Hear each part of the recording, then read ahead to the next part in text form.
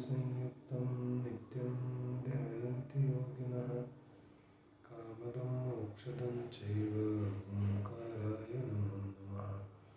अविरलशब्दघनो खलप्रक्षालितसकलभूतलमलकलङ्का मुनिभिरुपासिततीर्था सरस्वती हरितनोदुरितान् अज्ञानतिमिरान्धानां ज्ञानाञ्जनशलाकया चक्षुरुन्मीलितं येन तस्मै श्रीगुरवे नमः।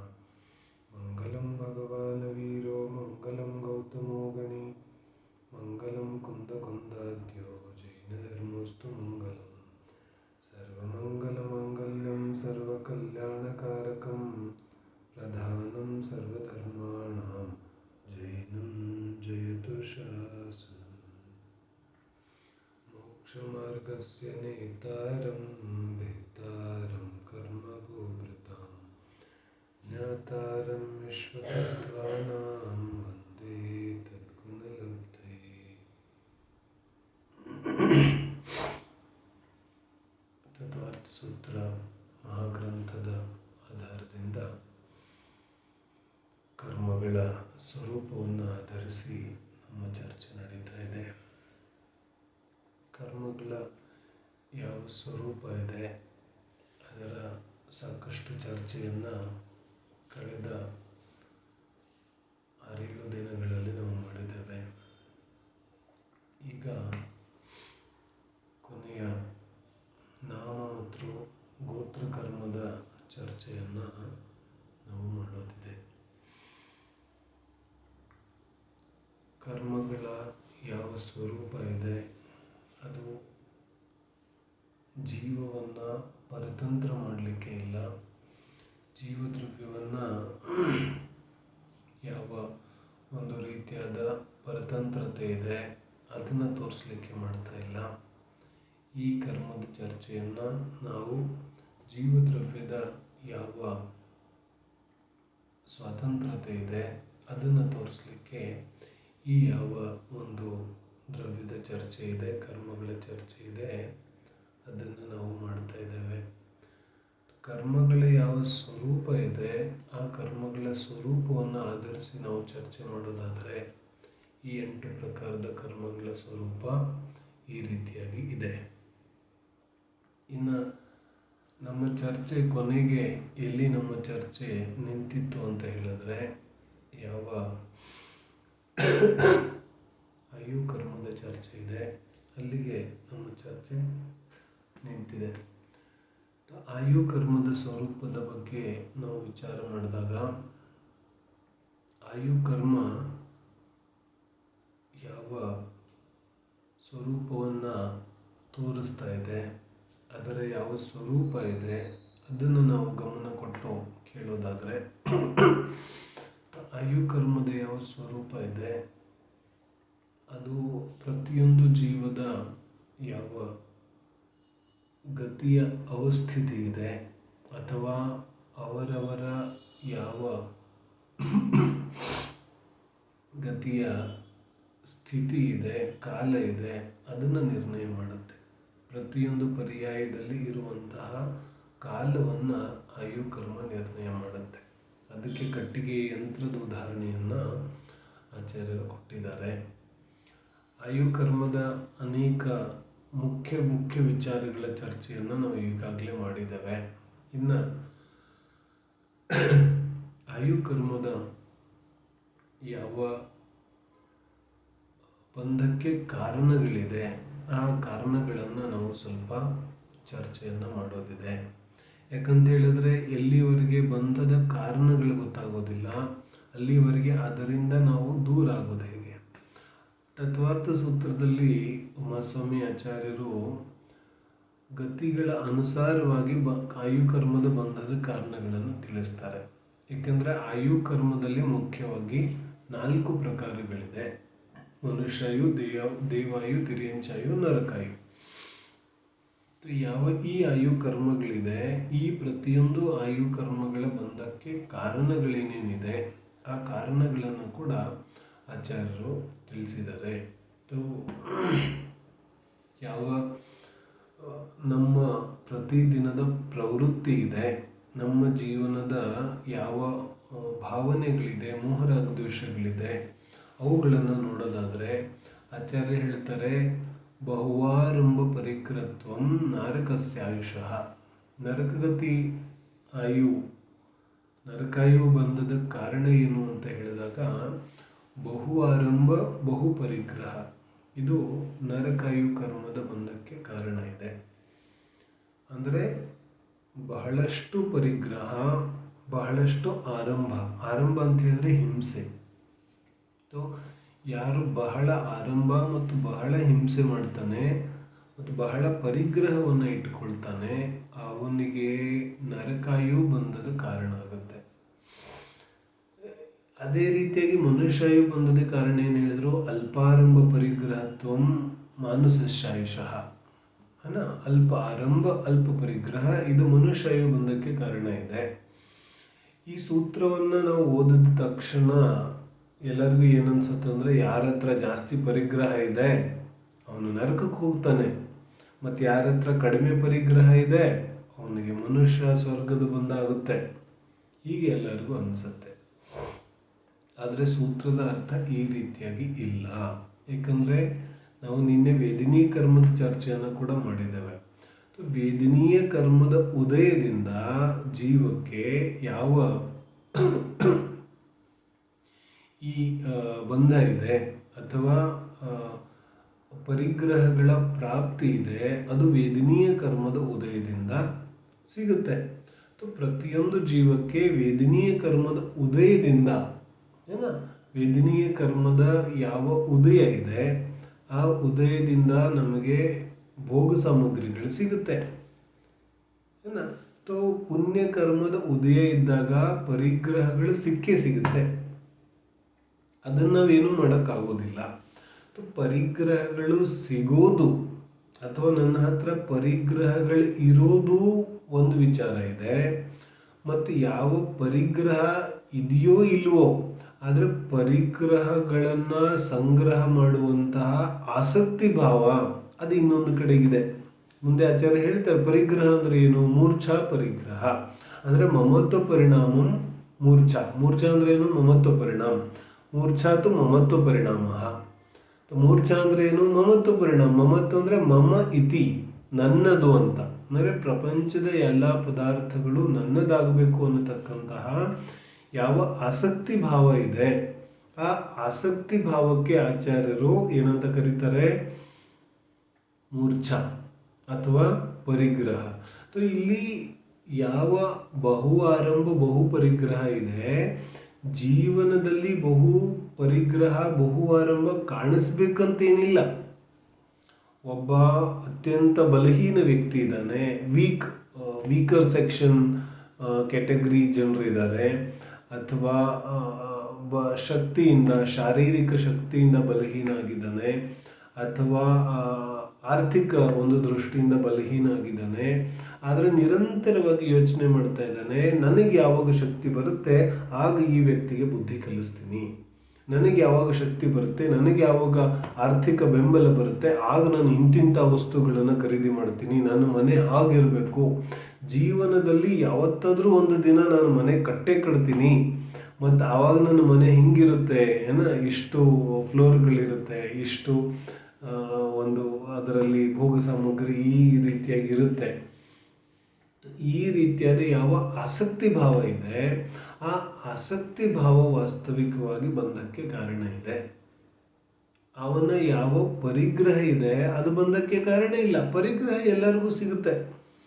ಪರಿಗ್ರಹದಲ್ಲಿ ಜೀವದ್ದೇನೂ ನಡೆಯೋದಿಲ್ಲ. ಯಾಕಂದ್ರೆ ಪುಣ್ಯದ ಉದಯ ಇದೆ ಅಂದ್ರೆ ಅದು ಕೂಡ ನಿನಗೆ ಬಂದೇ ಬರುತ್ತೆ. ಯಾವ ರೀತಿಯಾಗಿ ಪಾಪದ ಉದಯ ಇದೆ, ಪಾಪದ ಉದಯ ಯಾವ ರೀತಿಯಾಗಿದೆ ಅದೇ ರೀತಿಯಾಗಿ ಪುಣ್ಯದ ಉದಯ ಇದೆ. ಪಾಪದ ಉದಯವನ್ನು ಹೆಂಗೆ ನೀನು ಭೋಗಿಸ್ಲೇಬೇಕು, ಅದರ ಫಲ ನಿನಗೆ ಸಿಕ್ಕೇ ಸಿಗುತ್ತೆ. ಅದೇ ರೀತಿಯಾಗಿ ಪುಣ್ಯದ ಫಲ ಕೂಡ ನಿನಗೆ ಸಿಕ್ಕೇ ಸಿಗುತ್ತೆ. ಯಾವಾಗ ಪುಣ್ಯದ ಫಲ ಸಿಗುತ್ತೆ ಆಗ ಭೋಗ ಸಾಮಗ್ರಿಗಳು ಸಿಕ್ಕೇ ಸಿಗುತ್ತೆ. ಅದರಿಂದ ಪುನಃ ಯಾವ ನರಕಾಯು ಬಂಧ ಇದೆ ಅದು ಆಗೋದಿಲ್ಲ. ಯಾಕಂದ್ರೆ ಅದು ಪೂರ್ವ ಪುಣ್ಯದ ಉದಯದಿಂದ ಸಿಕ್ಕಿದೆ. ಆದರೆ ಆ ಯಾವ ಪೂರ್ವ ಪುಣ್ಯದ ಉದಯ ಇದೆ, ಅದರಲ್ಲಿ ಒಂದು ವೇಳೆ ನಾನು ಮಮತ್ವ ಪರಿಣಾಮವನ್ನು ಮಾಡಿದ್ರೆ, ನನ್ನದು ಅನ್ನೋ ಪರಿಣಾಮವನ್ನು ಮಾಡಿದ್ರೆ, ಅಥವಾ ಇನ್ನಷ್ಟು ಪರಿಗ್ರಹ ಬರಬೇಕು, ಇನ್ನಷ್ಟು ಬರಬೇಕು, ನನಗೆ 1 ಕೋಟಿ ಇದೆ 2 ಕೋಟಿ ಆಗಬೇಕು, 2 ಕೋಟಿ ಇದ್ದಿದ್ದು 10 ಕೋಟಿ ಆಗಬೇಕು, ಹೀಗೆ ಪುನಃ ಮರಳಿ ಯಾವ ಆಸಕ್ತಿ ಭಾವ ಮೂಡಿ ಬರುತ್ತೆ ಆ ಮನುಷ್ಯನ ಒಂದು ಜೀವನದಲ್ಲಿ, ಆ ಆಸಕ್ತಿ ಭಾವದಿಂದ ನರಕಾಯು ಬಂಧದ ಕಾರಣ ಆಗುತ್ತೆ. ನರಕಾಯು ಬಂಧ ಶ್ರೀಮಂತನಿಗೆ ಆಗುತ್ತೆ, ಯಾಕಂದ್ರೆ ಬಹು ಆರಂಭ ಇರುತ್ತೆ. ಮತ್ತು ದರಿದ್ರಿಗೆ ನರಕಾಯು ಬಂಧ ಆಗೋದಿಲ್ಲ ಅಂತ ನಾವು ಹೇಳಕ್ಕೆ ಆಗೋದಿಲ್ಲ.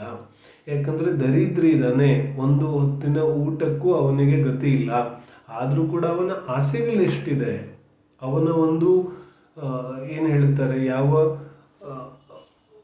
ಪರಿಗ್ರಹವನ್ನು ಸಂಗ್ರಹಿಸುವಂತಹ ಇಚ್ಛೆ ಎಷ್ಟಿದೆ ಅಂತ ಹೇಳಿದಾಗ ಅದಕ್ಕೆ ಮಿತಿಯೇ ಇಲ್ಲ, ಅಷ್ಟು ಅವನಿಗೆ ಇಚ್ಛೆ ಇದೆ.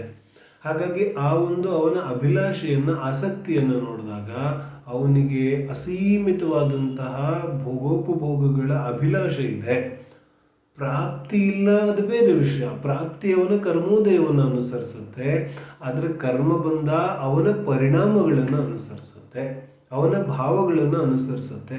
ಹಾಗಾಗಿ ಆ ಭಾವಗಳಲ್ಲಿ ಏನಿದೆ ಅಂತ ಹೇಳಿದ್ರೆ, ಆ ಭಾವಗಳಲ್ಲಿ ವಾಸ್ತವಿಕವಾಗಿ ನನಗೆ ಅಸೀಮಿತವಾದಂತಹ ಭೋಗ ಸಾಮಗ್ರಿ ಸಿಗಬೇಕು ಅನ್ನೋದು ಆ ಭಾವಗಳಲ್ಲಿ ಅವನಿಗೆ ಇದೆ. ಹಾಗಾಗಿ ಈ ರೀತಿಯಾದ ಯಾವ ವಿಚಾರ ಇದೆ ಅದು ಬಹಳ ಆರಂಭ ಮತ್ತು ಬಹಳ ಪರಿಗ್ರಹ ನರಕಾಯು ಬಂಧಕ್ಕೆ ಕಾರಣ ಇದೆ. ಇದನ್ನು ತಿಳಿದ ತಕ್ಷಣ ನಾವು ಸಾವಧಾನರಾಗಬೇಕು. ಯಾಕಾಗಬೇಕು? ಒಂದು ವೇಳೆ ನನಗೆ ಬಹಳ ಪರಿಗ್ರಹವನ್ನು ಸಂಗ್ರಹಿಸಬೇಕು ಅಂತ ಅನ್ನಿಸ್ತಾ ಇದ್ರೆ ಏನು ಹೇಳ್ತಿದ್ದಾರೆ, ಏನು ಮಾಡ್ತಿದ್ಯಾ ನೀನು? ನರಕಾಯು ಬಂಧಕ್ಕೆ ನೀನು ತಯಾರಿ ಮಾಡ್ಕೋತಾ ಇದೀಯಾ? What are you preparing for? ನಾವು ಏನಕ್ಕೆ ಪ್ರಿಪೇರ್ ಆಗ್ತಿದ್ದೀವಿ? ಮುಂದಿನ ಭವ ಎಲ್ಲಿಗೆ ಹೋಗೋದಿದೆ ಅಂತ ಹೇಳಿದ್ರೆ ನೀನು ಯಾವ ರೀತಿಯಾದ ಪರಿಣಾಮಗಳನ್ನು ಮಾಡ್ತಾ ಇದೀಯಾ? ಬಹಳ ಪ್ರತಿ ಸಮಯ ಹಿಂಸೆ ಅಹಿಂಸೆದ ಪರಿಜ್ಞಾನ ಇಲ್ಲ. ಯಾವುದೇ ರೀತಿಯಾಗಿ ತನ್ನ ಪರಿಗ್ರಹಗಳನ್ನು ಸಂಗ್ರಹ ಮಾಡಲಿಕ್ಕೆ ಅನೇಕ ರೀತಿಯಾದ ಹಿಂಸೆ ಮಾಡ್ತಾನೆ. ಭಾವಹಿಂಸೆ, ದ್ರವ್ಯಹಿಂಸೆ, ಎಲ್ಲ ಹಿಂಸೆಯನ್ನು ಮಾಡ್ತಾನೆ. ಯಾಕಂದ್ರೆ ಪರಿಗ್ರಹ ಸಂಗ್ರಹ ಮಾಡೋದೇನು ಸುಲಭ ಅಲ್ಲ. ಪಾಪ ಮಾಡದೇನೆ ಪರಿಗ್ರಹ ಸಂಗ್ರಹ ಆಗಲಿಕ್ಕೆ ಸಾಧ್ಯನೇ ಇಲ್ಲ. ನಾವು ನೋಡ್ತೀವಲ್ಲ, ಎಷ್ಟೆಲ್ಲ ರೀತಿಯಾದ ಪರಿಗ್ರಹಗಳ ಸಂಗ್ರಹಣೆ ನಾವು ಮಾಡ್ತೇವೆ, ಅದೆಲ್ಲದಕ್ಕೂ ಒಂದಲ್ಲ ಒಂದು ರೀತಿಯಾದ ಪಾಪವನ್ನು ನಾವು ಮಾಡೇ ಮಾಡ್ತೇವೆ. ಅದು ವ್ಯಾಪಾರ ಆಗಿರ್ಬೋದು, ವ್ಯಾಪಾರದಲ್ಲಿ ವಂಚನೆ ಆಗಿರ್ಬೋದು, ಅಥವಾ ಗ್ರಾಹಕರಿಗೆ ಅಸತ್ಯ ನುಡಿಯುವಂಥದ್ದು ಇರ್ಬೋದು, ಅಥವಾ ನಾವು ಜಾಬ್ ಮಾಡ್ಲಿಕ್ಕೆ ಹೋಗುವಂಥದ್ದು ಇರ್ಬೋದು. ಯಾವುದೆಲ್ಲ ಪರಿಗ್ರಹ ಮತ್ತು ಪರಿಗ್ರಹದ ಸೃಷ್ಟಿಗೆ ಅದಕ್ಕೂ ಕೂಡ ಅಪಾರವಾದ ಹಿಂಸೆ ಆಗುತ್ತೆ. ಹಾಗಾಗಿ ಎಲ್ಲೆಲ್ಲಿ ಪರಿಗ್ರಹ ಇದೆ ಅಲ್ಲಲ್ಲಿ ಹಿಂಸೆ ಇದೆ, ಮತ್ತು ಆ ಪರಿಗ್ರಹ ಸಂಗ್ರಹಣೆಯಲ್ಲೂ ಕೂಡ ಹಿಂಸೆ ಇದೆ. ಆದರೆ ಜೀವ ಅದರ ಕಡೆಗೆ ಗಮನವನ್ನು ಕೊಡದೆ ನಿರಂತರವಾಗಿ ಅನೇಕ ರೀತಿಯಾದ ಹಿಂಸೆಯನ್ನು ಮಾಡಿ ಪರಿಗ್ರಹವನ್ನು ಸಂಗ್ರಹಣೆ ಮಾಡ್ತಾನೆ ಇರ್ತಾನೆ. ನಮಗೆ ಒಂದು ಮನೆ ಇದೆ, ಇನ್ನೊಂದು ಮನೆ ಬೇಕಾಗುತ್ತೆ, ಇನ್ನೊಂದು ಮನೆ ಆಯಿತು ಮತ್ತೊಂದು ಬೇಕಾಗುತ್ತೆ, ಮತ್ತೊಂದಾಯಿತು ಇನ್ನೊಂದು ಬೇಕಾಗುತ್ತೆ, ಒಂದು ಫ್ಯಾಕ್ಟ್ರಿ ಇದೆ ಇನ್ನೊಂದು ಬೇಕಾಗುತ್ತೆ, ಇನ್ನೊಂದಿದೆ ಇನ್ನೊಂದು ಬೇಕಾಗುತ್ತೆ, ಒಂದು ಜಾಬ್ ಇದೆ ಎಲ್ಲ ಚೆನ್ನಾಗಿ ನಡೀತಾ ಇದೆ ಮತ್ತು ಪ್ರಮೋಷನ್ ಬೇಕು, ಪ್ರಮೋಷನ್ ಆದಾಗ ಸಮಾಧಾನ ಆಗುತ್ತೆ, ಇನ್ನೂ ಆಗಲ್ಲ, ಅದರ ಮೇಲೆ ಹೋಗಬೇಕು, ಅಲ್ಲೂ ಪ್ರಮೋಷನ್ ಎಲ್ಲ ಮುಗೀತು ಆ ಕಂಪನಿಯಲ್ಲಿ, ಇನ್ನೊಂದು ಕಂಪನಿಗೆ ಹೋಗಬೇಕು. ಮನುಷ್ಯನ ಯಾವ ಪರಿಗ್ರಹದ ವೃತ್ತಿ ಇದೆ ಅದು ಮುಗಿಯೋದೇ ಇಲ್ಲ. ಹಾಗಾದ್ರೆ ಏನು ಮಾಡ್ತಾ ಇದ್ದೀವಿ ನಾವು? ಈ ಯಾವ ಪರಿಗ್ರಹ ವೃತ್ತಿ ಇದೆ ಇದಕ್ಕೆ ಕೊನೆ ಇಲ್ಲ. ಹಾಗಾದ್ರೆ ಆಚಾರ್ಯ ಹೇಳ್ತಾರೆ, ಅಲ್ಪಾರಂಭ ಪರಿಗ್ರಹತ್ವಂ ಮಾನುಷಸ್ಯಾಯುಷ. ಅಲ್ಪ ಆರಂಭ ಮತ್ತು ಅಲ್ಪ ಪರಿಗ್ರಹ. ನಮಗೆ ಎಷ್ಟು ಅವಶ್ಯಕತೆ ಇದೆ ಅಷ್ಟು ನಾನು ವಸ್ತುಗಳನ್ನು, ಹಿಂಸೆಯನ್ನು ಜೀವನದಲ್ಲಿ ಅನ್ವಯಿಸಿ ಅನ್ಯ ಎಲ್ಲವನ್ನು ಬಿಟ್ಟು ಅಲ್ಪ ಆರಂಭ ಮತ್ತು ಪರಿಗ್ರಹದಲ್ಲಿ ಯಾವ ಜೀವನವನ್ನು ಮಾಡ್ತಾನೆ ಅವನು ವಾಸ್ತವಿಕವಾಗಿ ಮನುಷ್ಯಾಯು ಬಂಧವನ್ನು ಮಾಡ್ಕೋತಾನೆ. ಇದಕ್ಕೆ ಇನ್ನೊಂದು ಕಾರಣ ಹೇಳೋದು, ಸ್ವಭಾವ ಮಾರ್ಧವಂಚ. ಸ್ವಭಾವ ಮಾರ್ಧಂ ಅಂದರೆ ಸರಳತೆ ಅಂತ ಹೇಳಿದ್ರೆ, ದೇವಾಯು ಮತ್ತು ಮನುಷ್ಯಾಯುಗಳಲ್ಲಿ ಇದನ್ನು ನಾವು ಗಮನ ಇಟ್ಟು ವಿಚಾರ ಮಾಡಬೇಕು. ದೇವಾಯುಗ ಏನು ಹೇಳಿದ್ರು ಮತ್ತು ಪುನಃ ಸರಾಗ ಸಂಯಮ ಸಂಯಮ ಸಂಯಮ ಬಾಲ ತಪಾಂಸಿ ದೈವಸ್ಯ ಏನಾಯ್ತು ಸರಾಗ ಸಂಯಮ ಸಂಯಮ ಸಂಯಮ ಸರಾಗ ಸಂಯಮ ಸಂಯಮ ಸಂಯಮ ಎಲ್ಲ ಯಾವುದು ವೃತ್ತಗಳನ್ನು ಗ್ರಹಣೆ ಮಾಡುವಂತಹ ಪರಿಣಾಮ ಏನ ಮತ್ತೆ ಅಲ್ಲಿ ಮನುಷ್ಯ ಪುನಃ ಏನು ಹೇಳಿದ್ರು ಸ್ವಭಾವ ಮಾರ್ಧವಂಚ ಸರಳತೆ ಮತ್ತು ತಿರ್ಯಂಚಾಯು ಬಂಧಕ್ಕೆ ಕಾರಣ ಏನು ಹೇಳಿದ್ರು ಮಾಯಾ ತೈರಗ್ಯೋ ನಸ್ಯ. ನಾಲ್ಕು ಗತಿಯ ಬಂಧದ ಕಾರಣಗಳು ನಮ್ಮ ಮುಂದೆ ಇದೆ. ಏನೇನು ಹೇಳಿದ್ರು? ಮನುಷ್ಯಾಯು ಬಂಧಕ್ಕೆ ಕಾರಣ ಅಲ್ಪಾರಂಭ ಪರಿಗ್ರಹತ್ವ, ನರಕಾಯು ಬಂಧಕ್ಕೆ ಕಾರಣ ಬಹುಆರಂಭ ಪರಿಗ್ರಹತ್ವ ಏನ ತಿರ್ಯಂಚಗತಿಗೆ ಕಾರಣ ಮಾಯಾ ತೈರಗ್ಯೋನಸ್ಯ ಮಾಯಾಚಾರ ಮಾಡೋದು ತಿರ್ಯಂಚಗತಿಗೆ ಕಾರಣ ಇದೆ. ಇನ್ಯಾವುದು ಉಳಿತು? ಈ ಥರ ಮನುಷ್ಯ, ದೇವ, ನಾರಕಿ ಮತ್ತು ತಿರ್ಯಂಚ ಈ ಯಾವ ನಾಲ್ಕು ಗತಿ ಇದೆ, ನಾಲ್ಕು ಗತಿಯ ಬಂಧಕ್ಕೆ ಕಾರಣಗಳನ್ನು ಆಚಾರ್ಯರು ಹೇಳಿದ್ರು. ನಾವೇನು ಮಾಡೋದಿದೆ? ಸಾವಧಾನರಾಗೋದಿದೆ. ಮಾಯಾಚಾರ ಅವಶ್ಯಕತೆ ಇಲ್ಲ ಜೀವನದಲ್ಲಿ, ಆದರೂ ಅನೇಕ ರೀತಿಯಾದ ಮಾಯಾಚಾರ ನಮ್ಮ ಜೀವನದಲ್ಲಿ ಕಂಡು ಬರುತ್ತೆ. ನಾವು ಕೇವಲ ಈ ತತ್ವಾರ್ಥ ಸೂತ್ರದ 6ನೇ ಅಧ್ಯಾಯವನ್ನು ಬಹಳಷ್ಟು ಗಂಭೀರವಾಗಿ ತುಂಬ ಸೂಕ್ಷ್ಮವಾಗಿ ಇದರ ಅಧ್ಯಯನ ಮಾಡಿ ಇದನ್ನು ಅರಿತುಕೊಂಡ್ರೆ ನಿಜವಾಗ್ಲೂ ನಮ್ಮ ಜೀವನ ಸಂಪೂರ್ಣವಾಗಿ ಬದಲಾಗುತ್ತೆ. ಲೈಫ್ ಚೇಂಜಿಂಗ್ ಇದೆ ಈ ತತ್ವಾರ್ಥ ಸೂತ್ರದ 6ನೇ ಅಧ್ಯಾಯ. ಯಾಕಂತ ಹೇಳಿದ್ರೆ ಅಷ್ಟು ಯಾವ ನಮ್ಮ ಪ್ರತಿದಿನದ ಪ್ರತಿಯೊಂದು ಸಮಯದ ಯಾವ ನಮ್ಮ ಪ್ರವೃತ್ತಿ ಇದೆ ಅದರಿಂದ ಯಾವೆಲ್ಲ ರೀತಿಯಾದ ಬಂಧ ಆಗ್ತಾ ಇದೆ ಮತ್ತು ಅದು ಯಾವೆಲ್ಲ ರೀತಿಯಾದ ಫಲವನ್ನು ಕೊಡೋದಿದೆ ಅನ್ನೋದನ್ನ ಸ್ಪಷ್ಟವಾಗಿ ಆಚಾರ್ಯರು ಹೇಳ್ತಾರೆ. ನಮ್ಮ ಹತ್ರ ಸಮಯ ಕಡಿಮೆ ಇದೆ, ಇನ್ನು 2 ಕರ್ಮಗಳ ಚರ್ಚೆಯನ್ನು ನಾವು ಮಾಡೋದಿದೆ. ಹಾಗಾಗಿ ಈ ಕಾರಣಗಳ ಕಡೆಗೆ ನಮ್ಮ ಗಮನ ಹೋದರೆ ನಮ್ಮ ಯಾವ ಆಯು ಕರ್ಮದ ಬಂಧ ಇದೆ ಅದರ ಕಡೆಗೆ ನಾವು ವಿಶೇಷವಾಗಿ ಗಮನವನ್ನು ಕೊಡ್ಬೋದಿದೆ. ಇನ್ನು ಬಂಧದ ವಿಚಾರಗಳನ್ನಂತೂ ನಾವು ನಿನ್ನೆ ಚರ್ಚೆ ಮಾಡಿದ್ದೇವೆ. ತ್ರಿಭಾಗದಲ್ಲಿ ಬಂಧ ಆಗುತ್ತೆ, 8 ತ್ರಿಭಾಗಗಳು ಬೀಳುತ್ತೆ ಮತ್ತು ಒಂದು ವೇಳೆ 7 ತ್ರಿಭಾಗಗಳಲ್ಲಿ ಬಂಧ ಆಗಲಿಲ್ಲ ಅಂದರೆ ಮರಣದ ಅಂತಿಮ ಸಮಯದ ಒಂದು ಅಂತರ್ಮುಹೂರ್ತಕ್ಕಿಂತ ಮುಂಚೆ ಆಯು ಕರ್ಮದ ಬಂಧ ಆಗುತ್ತೆ. ಇನ್ನು ಹೇಳ್ತಾರೆ ನಾಮಕರ್ಮ. ನಾಮಕರ್ಮ ಅಂದರೆ ಏನು? ನಾಮಕರ್ಮದ ಉದಯದಿಂದ ಶರೀರದ ಪ್ರಾಪ್ತಿಯಾಗುತ್ತೆ. ಮುಖ್ಯವಾಗಿ ನಾಮಕರ್ಮದಲ್ಲಿ 98 ಪ್ರಕಾರದ ನಾಮಕರ್ಮ ಇದೆ. ಎಲ್ಲದಕ್ಕಿಂತ ಜಾಸ್ತಿ ಭೇದಗಳನ್ನು ನಾಮಕರ್ಮದಲ್ಲಿ ಹೇಳಿದ್ರು. ಯಾಕಂದರೆ ನಾಮಕರ್ಮದಲ್ಲಿ ಅಷ್ಟು ವಿಶೇಷವಾದಂತಹ ಯಾವ ಪರಿಣಾಮಗಳಿದೆ ಅಥವಾ ಫಲಗಳಿದೆ ಅವು ನಮಗೆ ಗೋಚರವಾಗ್ತವೆ. ನಾಮಕರ್ಮದ ಉದಯ ಏನೋ ಇದೆ, ಆದರೆ ನಾಮಕರ್ಮದ ಉದಯದ ಕಡೆಗೆ ನಮ್ಮ ಗಮನ ಹೋಗೋದಿಲ್ಲ. ನಮ್ಮ ಗಮನ ನಮ್ಮ ಶರೀರದ ಕಡೆಗೆ ಹೋಗುತ್ತೆ. ಎಲ್ಲರಿಗೂ ಸುಂದರವಾದ ಶರೀರ ಬೇಕಾಗಿದೆ. ಎಲ್ಲರಿಗೂ ಸುಂದರವಾದ ಶರೀರ ಬೇಕಾಗಿದೆ. ಕುರೂಪಿ ಶರೀರ ಯಾರಿಗೂ ಬೇಕಾಗಿದೆ? ಎಲ್ಲರಿಗೂ ಸುಂದರವಾದ ಶರೀರ ಬೇಕಾಗಿದೆ.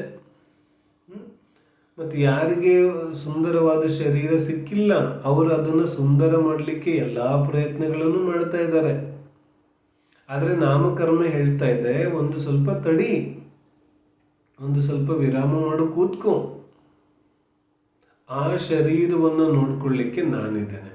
I am the caretaker. ಆ ಶರೀರದಲ್ಲಿನ ಪ್ರತಿಯೊಂದು ಪರಿಣಮನೆಯನ್ನ ನಾನು ನೋಡ್ಕೋತಾ ಇದ್ದೇನೆ. ಶರೀರದಲ್ಲಿ ಏನಾಗಬೇಕು? ಶರೀರದ ಬಣ್ಣ ಹೇಗಿರಬೇಕು? ಕಪ್ಪಗಿರಬೇಕು, ಬೆಳ್ಳಗಿರಬೇಕು, ಯಾವ ರೀತಿಯಾದ ಶರೀರದ ಬಣ್ಣ ಇರಬೇಕು? ಇದನ್ನು ನಿರ್ಣಯ ಮಾಡೋರು ಯಾರು? ನಾನು ಅಥವಾ ನನ್ನ ಮೇಕಪ್? ಯಾರು ನಿರ್ಣಯ ಮಾಡ್ತಾರೆ? ವಿಚಾರ ಮಾಡೋದಕ್ಕೂ ನಾಮಕರ್ಮದ ಒಂದು ಸ್ವರೂಪವನ್ನು ತಿಳಿದ ನಂತರ ನಿಜವಾಗ್ಲೂ ಅನೇಕ ಕಡೆಗೆ ನಾನು ನಾಮಕರ್ಮದ ಚರ್ಚೆ ಮಾಡಿದಾಗ ಅನೇಕ ಜನರಿಗೆ ತಮ್ಮ ಶರೀರದ ಸಂಸ್ಕಾರ ಮಾಡೋದನ್ನು ಅನೇಕ ಜನ ಬಿಟ್ಬಿಟ್ಟಿದ್ದಾರೆ. ಸಂಸ್ಕಾರ ಅಂತ ಹೇಳಿದ್ರೆ ಶೃಂಗಾರ. ಶೃಂಗಾರ ಅಂತ ಹೇಳಿದ್ರೆ ಸಾಮಾನ್ಯ ಒಂದು ಏನು ವ್ಯವಹಾರ ಇದೆ ಅದಿದ್ದೇ ಇರುತ್ತೆ. ಆದರೆ ಹಿಂಸಕ ಕ್ರಿಯಲ್ ಒಂದು ಆಕ್ಟಿವಿಟೀಸಿಂದ ಯಾವ ಒಂದು ಪ್ರಸಾಧನಗಳು ನಿರ್ಮಾಣ ಆಗುತ್ತೆ ಅಂತಹ ಹಿಂಸಾತ್ಮಕ ಒಂದು ವಸ್ತುಗಳ ಮಾಧ್ಯಮದಿಂದ ತಮ್ಮ ಶರೀರವನ್ನು ಶೃಂಗಾರ ಮಾಡಿಕೊಳ್ಳತಕ್ಕಂತಹ ಯಾವ ಪ್ರವೃತ್ತಿ ಇದೆ ಅದು ಘೋರ ಅಜ್ಞಾನ ಇದೆ. ನಿನ್ನ ಶೃಂಗಾರದಿಂದ ನಿನ್ನ ಶರೀರ ಯಾವತ್ತೂ ಸುಂದರ ಆಗೋದಿಲ್ಲ. ಈ ಒಂದು ಏನು ಹೇಳ್ತಾರೆ, ಒಂದು ನಮ್ಮಲ್ಲಿ ಶ್ರದ್ಧೆ ಬಂದರೆ ಖಂಡಿತವಾಗಿಯೂ ಆ ರೀತಿಯಾದ ಒಂದು ಪ್ರವೃತ್ತಿ ನಮ್ಮಿಂದ ಬಿಟ್ಟು ಹೋಗುತ್ತೆ. ಎಲ್ಲಿ ನಾಮಕರ್ಮ ಡಿಸೈಡ್ ಮಾಡುತ್ತೆ ನನ್ನ ಶರೀರದಲ್ಲಿ ಯಾವ ರೀತಿಯಾದ ಪರಿಣಾಮ ಇರಬೇಕು, ತಲೆಯಲ್ಲಿ ಕೂದಲು ಎಷ್ಟಿರಬೇಕು, ಎಷ್ಟು ಸಮಯಕ್ಕಿರಬೇಕು, ಪ್ರತಿದಿನ ಎಷ್ಟು ಉದುರಬೇಕು, ಎಷ್ಟು ಬರಬೇಕು, ಯಾವಾಗ ಬೆಳ್ಳಗಾಗಬೇಕು, ಯಾರ ಕೈಯಲ್ಲಿದೆ ಇದೆಲ್ಲ ನಾಮಕರ್ಮದ ಕೈಯಲ್ಲಿದೆ. ಕಣ್ಣುಗಳು ಹೆಂಗಿರಬೇಕು, ಮೂಗು ಹೆಂಗಿರಬೇಕು, ಕಿವಿ ಹೆಂಗಿರಬೇಕು, ಪ್ರತಿಯೊಂದು ಬಾಯಲ್ಲಿ ಹಲ್ಲುಗಳು ಎಷ್ಟಿರಬೇಕು, ಹೆಂಗಿರಬೇಕು, ಎಷ್ಟು ಗಟ್ಟಿ ಇರಬೇಕು, ಎಲ್ಲಿ ತನಕ ಇರಬೇಕು, ಪ್ರತಿಯೊಂದು ವಿಚಾರ. ಇಂದ್ರಿಯಗಳು ಹೇಗಿರಬೇಕು, ಇಂದ್ರಿಯಗಳ ಕೆಲಸ ಯಾವ ರೀತಿಯಾಗಿ ಆಗಬೇಕು, ಇಂದ್ರಿಯಗಳ ಒಂದು ಆಕಾರ ಪ್ರಕಾರ ಯಾವ ರೀತಿಯಾಗಿರಬೇಕು, ಪ್ರತಿಯೊಂದು ನಾಮಕರ್ಮದ ಉದಯದಿಂದ ಆಗುತ್ತೆ. ಯಾವ ರೀತಿಯಾದ ನಾಮಕರ್ಮದ ಬಂಧ ಆಗಿದೆ ಅಂದರೆ ಪೂರ್ವ ಜನ್ಮದಲ್ಲಿ ನಾಮಕರ್ಮದ ಜೊತೆಗೆ ಯಾವ ರೀತಿಯಾದ ಕಾಂಟ್ರಾಕ್ಟ್ ಸೈನ್ ಆಗಿದೆ, ಕನ್ಸ್ಟ್ರಕ್ಷನ್ ಹಾಗೆ ಆಗೋದಿದೆ. ಒಂದು ಸಲ ಕಾಂಟ್ರಾಕ್ಟ್ ಸೈನ್ ಆದ ನಂತರ ಇನ್ನೇನು ಬದಲಾವಣೆ ಮಾಡಲಿಕ್ಕೆ ಸಾಧ್ಯ ಇಲ್ಲ. ಯಾವ ರೀತಿಯಾಗಿ ಆಗಿದೆ ಅದು ಅದೇ ರೀತಿಯಾಗಿ ನಿರ್ಮಾಣ ಆಗೋದಿದೆ.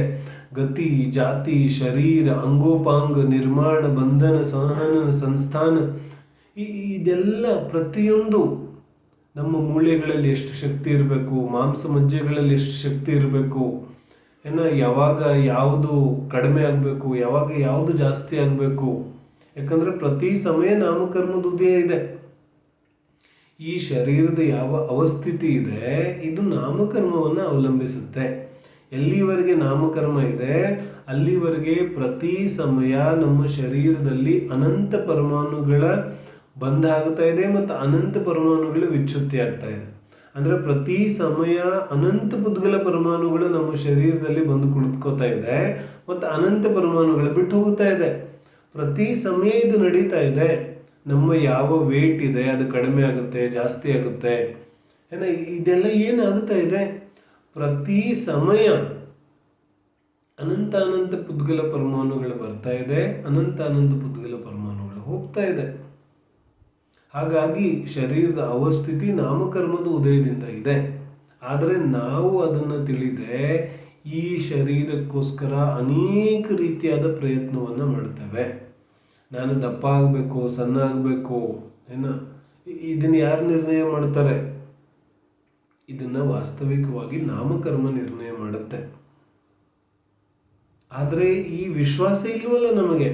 ಈ ವಿಶ್ವಾಸ ಇಲ್ಲದೆ ಇರೋದ್ರಿಂದ ಅನೇಕ ರೀತಿಯಾಗಿ ಈ ಶರೀರವನ್ನು ಶೃಂಗಾರ ಮಾಡಿ ತನ್ನನ್ನು ತಾನು ಸುಂದರ ಅಂತ ಅಂದ್ಕೊಳ್ಳುವಂತಹ ಪ್ರಯತ್ನವನ್ನು ಮಾಡ್ತಾನೆ. ಆದರೆ ನಾವು ನೋಡ್ತೇವೆ ನಮ್ಮ ಜೀವನದಲ್ಲಿ ಎಲ್ಲರಿಗೂ ಅನುಭವಕ್ಕೆ ಬಂದಿರುತ್ತೆ, ನಾವು ಎಷ್ಟೇ ಶೃಂಗಾರ ಮಾಡಿದ್ರೂ ಶರೀರ ಸುಂದರ ಆಗೋದಿಲ್ಲ. ಎಷ್ಟೋ ಜನ ಈಗ ಮದುವೆ ಪ್ರಸಂಗ ಇದೆ, ಹುಡುಗ ಹುಡುಗಿ ಇಬ್ರು ಒಬ್ರಿಗೊಬ್ರು ತುಂಬ ಸುಂದರ ಇದ್ದಾರೆ ಅಂತಾನೆ ಅಂದ್ಕೊಂಡು ಮದುವೆ ಆಗ್ತಾರೆ. ಆದರೆ ಮದುವೆ ಆದಮೇಲೆ ಇನ್ನೊಬ್ಬ ಇನ್ನಷ್ಟು ಸುಂದರ ಆಗ್ತಾರೆ ಮತ್ತು ಇನ್ನೊಬ್ಬರು ಸುಂದರ ಇದ್ದಿರೋರು ಕುರೂಪಾಗಲಿಕ್ಕೆ ಶುರು ಆಗ್ತಾರೆ. ಏನಿದೆ, ಅವರವರ ಯಾವ ನಾಮಕರ್ಮದ ಉದಯ ಇದೆ ಆ ನಾಮಕರ್ಮದ ಉದಯವನ್ನು ಅದು ಅವಲಂಬಿಸುತ್ತೆ. ಆದರೆ ಅದನ್ನು ತಿಳಿದೇ ಇದ್ದವನು ಮಹಾ ದುಃಖಿಯಾಗ್ತಾನೆ, ವ್ಯಾಕುಲಿತನಾಗ್ತಾನೆ, ಹಾಗೆ ಮಾಡ್ಬೇಕು, ಹೀಗೆ ಮಾಡ್ಬೇಕು, ಅನೇಕ ರೀತಿಯಾದ ಪ್ರಯತ್ನಗಳನ್ನು ಮಾಡ್ತಾನೆ. ಒಂದು ಸ್ವಲ್ಪ ನಮಗೆ ವಿಕಲ್ಪ ಜಾಸ್ತಿ ಬಂದರೆ ಶರೀರದ ಬಗ್ಗೆ ಕೆಲವೊಂದು ಅಹಿಂಸಕ ಉಪಾಯಗಳನ್ನು ಮಾಡೋದು ಗೃಹಸ್ಥ ಅವಸ್ಥೆಯಲ್ಲಿ ಒಂಚೂರು ಸೂಕ್ತ ಇದೆ. ಆದರೆ ಹಿಂಸಕ ಸಾಮಗ್ರಿಗಳ ಮೂಲಕ ನಮ್ಮ ಶರೀರದ ಒಂದು ಪೋಷಣೆಯನ್ನು ಮಾಡುವಂಥದ್ದು ಅನೇಕ ಜನರಿಗೆ ಅನಿಸುತ್ತೆ. ಕಂದು ಮೂಲಗಳು ತಿನ್ನದೆ ಹೋದರೆ ಹೆಂಗೆ ಶರೀರದ ಅವಸ್ಥಿತಿ ಹೆಂಗಿರುತ್ತೆ, ವಿಟಮಿನ್ ಪ್ರೋಟೀನ್ಸ್ ಎಲ್ಲ ಹೆಂಗೆ ಸಿಗುತ್ತೆ, ಏನಾಗುತ್ತೆ? ಅನೇಕ ಜನ ನಿಮಗೆ ವಿಟಮಿನ್ ಪ್ರೋಟೀನ್ಸ್ ಮೇಲೆ ಎಷ್ಟು ವಿಶ್ವಾಸ ಇದೆ ಅದಕ್ಕಿಂತ ಒಂದು ಸ್ವಲ್ಪ ನಾಮಕರ್ಮದ ಮೇಲೆ ವಿಶ್ವಾಸ ಇದ್ದಿದ್ರೆ ಈ ಪ್ರಶ್ನೆ ಬರ್ತಾನೆ ಇರಲಿಲ್ಲ. ಯಾಕಂತ ಹೇಳಿದ್ರೆ ಯಾವ ನಾಮಕರ್ಮ ಇದೆ ಅದು ಎಲ್ಲ ರೀತಿಯಾಗಿ ನಮ್ಮ ಶರೀರದ ಅವಸ್ಥಿತಿಯನ್ನ ಇಟ್ಕೊಳ್ಳುತ್ತೆ. ಈ ವಾತಾವರಣದಲ್ಲಿರುವಂತಹ ಪುದ್ಗಲ ಪರಮಾಣುಗಳ ಒಂದು ಗ್ರಹಣೆಯಿಂದ ಶರೀರದ ಒಂದು ಅವಸ್ಥಿತಿ ಇದೆ. ಅದು ಆಹಾರ ರೂಪದಲ್ಲಿರ್ಬೋದು, ಗಾಳಿಯ ರೂಪದಲ್ಲಿರ್ಬೋದು, ನೀರಿನ ರೂಪದಲ್ಲಿರ್ಬೋದು, ಅನೇಕ ರೀತಿಯಾಗಿ ಶರೀರದಲ್ಲಿ ಪುದ್ಗಲ ಪರಮಾಣುಗಳ ಗ್ರಹಣೆ ಆಗುತ್ತೆ. ಹಾಗಾಗಿ ಶರೀರಕ್ಕೆ ಯಾವ ರೀತಿಯಾದ ತತ್ವಗಳು ಬೇಕು ಅದನ್ನ ಗ್ರಹಣೆ ಮಾಡಲಿಕ್ಕೆ ಶರೀರ ಸಮರ್ಥ ಇದೆ. ನಾವು ಆಹಾರ ಸೇವನೆ ಮಾಡುತ್ತೇವೆ. ಡೈಟಿಷಿಯನ್ನ ಹೋಗಿ ಕೇಳಿದ್ರೆ ಅವರು ಅನೇಕ ರೀತಿಯಾಗಿ ಹೇಳ್ತಾರೆ ನೀವು ಆಹಾರ ತಗೋತಾ ಇರೋದೇ ತಪ್ಪು ಅಂತ. ದಟ್ ಮೀನ್ಸ್ ನಾವು ಆಹಾರ ತಗೊಳ್ತೇವೆ ಅಷ್ಟೇನೆ, ಆದರೆ ಆಹಾರ ಸೇವಿಸಿದ ಮೇಲೆ ಹೊಟ್ಟೆಯಲ್ಲಿ ಹೋಗಿ ಆ ಆಹಾರ ಯಾವ ರೀತಿಯಾಗಿ ಸೆಗ್ರಿಗೇಟ್ ಆಗಬೇಕು, ಯಾವ್ಯಾವ ಆಹಾರದ ಯಾವ್ಯಾವ ರೀತಿಯಾದ ಬದಲಾವಣೆ ಆಗಬೇಕು, ಕೂದಲಿಗೆ ಎಷ್ಟು ಹೋಗಬೇಕು, ಹಲ್ಲುಗಳಿಗೆ ಎಷ್ಟು ಹೋಗಬೇಕು, ಮಾಂಸ ಮಜ್ಜೆ ಮೂಳೆಗಳಿಗೆ ಎಷ್ಟು ಹೋಗಬೇಕು, ಇದನ್ನ ಡಿಸೈಡ್ ಮಾಡೋರು ಯಾರು? ನಾನು ಕೂತ್ಕೊಂಡು ಯೋಚನೆ ಮಾಡ್ತೀನೇನು, ಈ ಒಂದು ತುತ್ತು ಅನ್ನ ತಿಂದೆ ಇದು ಕೂದಲಿಗೆ ಹೋಗ್ಬೇಕು, ನೆಕ್ಸ್ಟ್ ಒಂದು ತುತ್ತು ಅನ್ನ ತಿಂತೇನೆ ಅದು ಮೂಳೆಗಳಿಗೆ ಹೋಗ್ಬೇಕು, ಹೀಗೇನಾದ್ರೂ ಯೋಚನೆ ಮಾಡ್ತೀನೇನು? ಹೀಗೇನು ಯೋಚನೆ ಮಾಡೋದಿಲ್ಲ.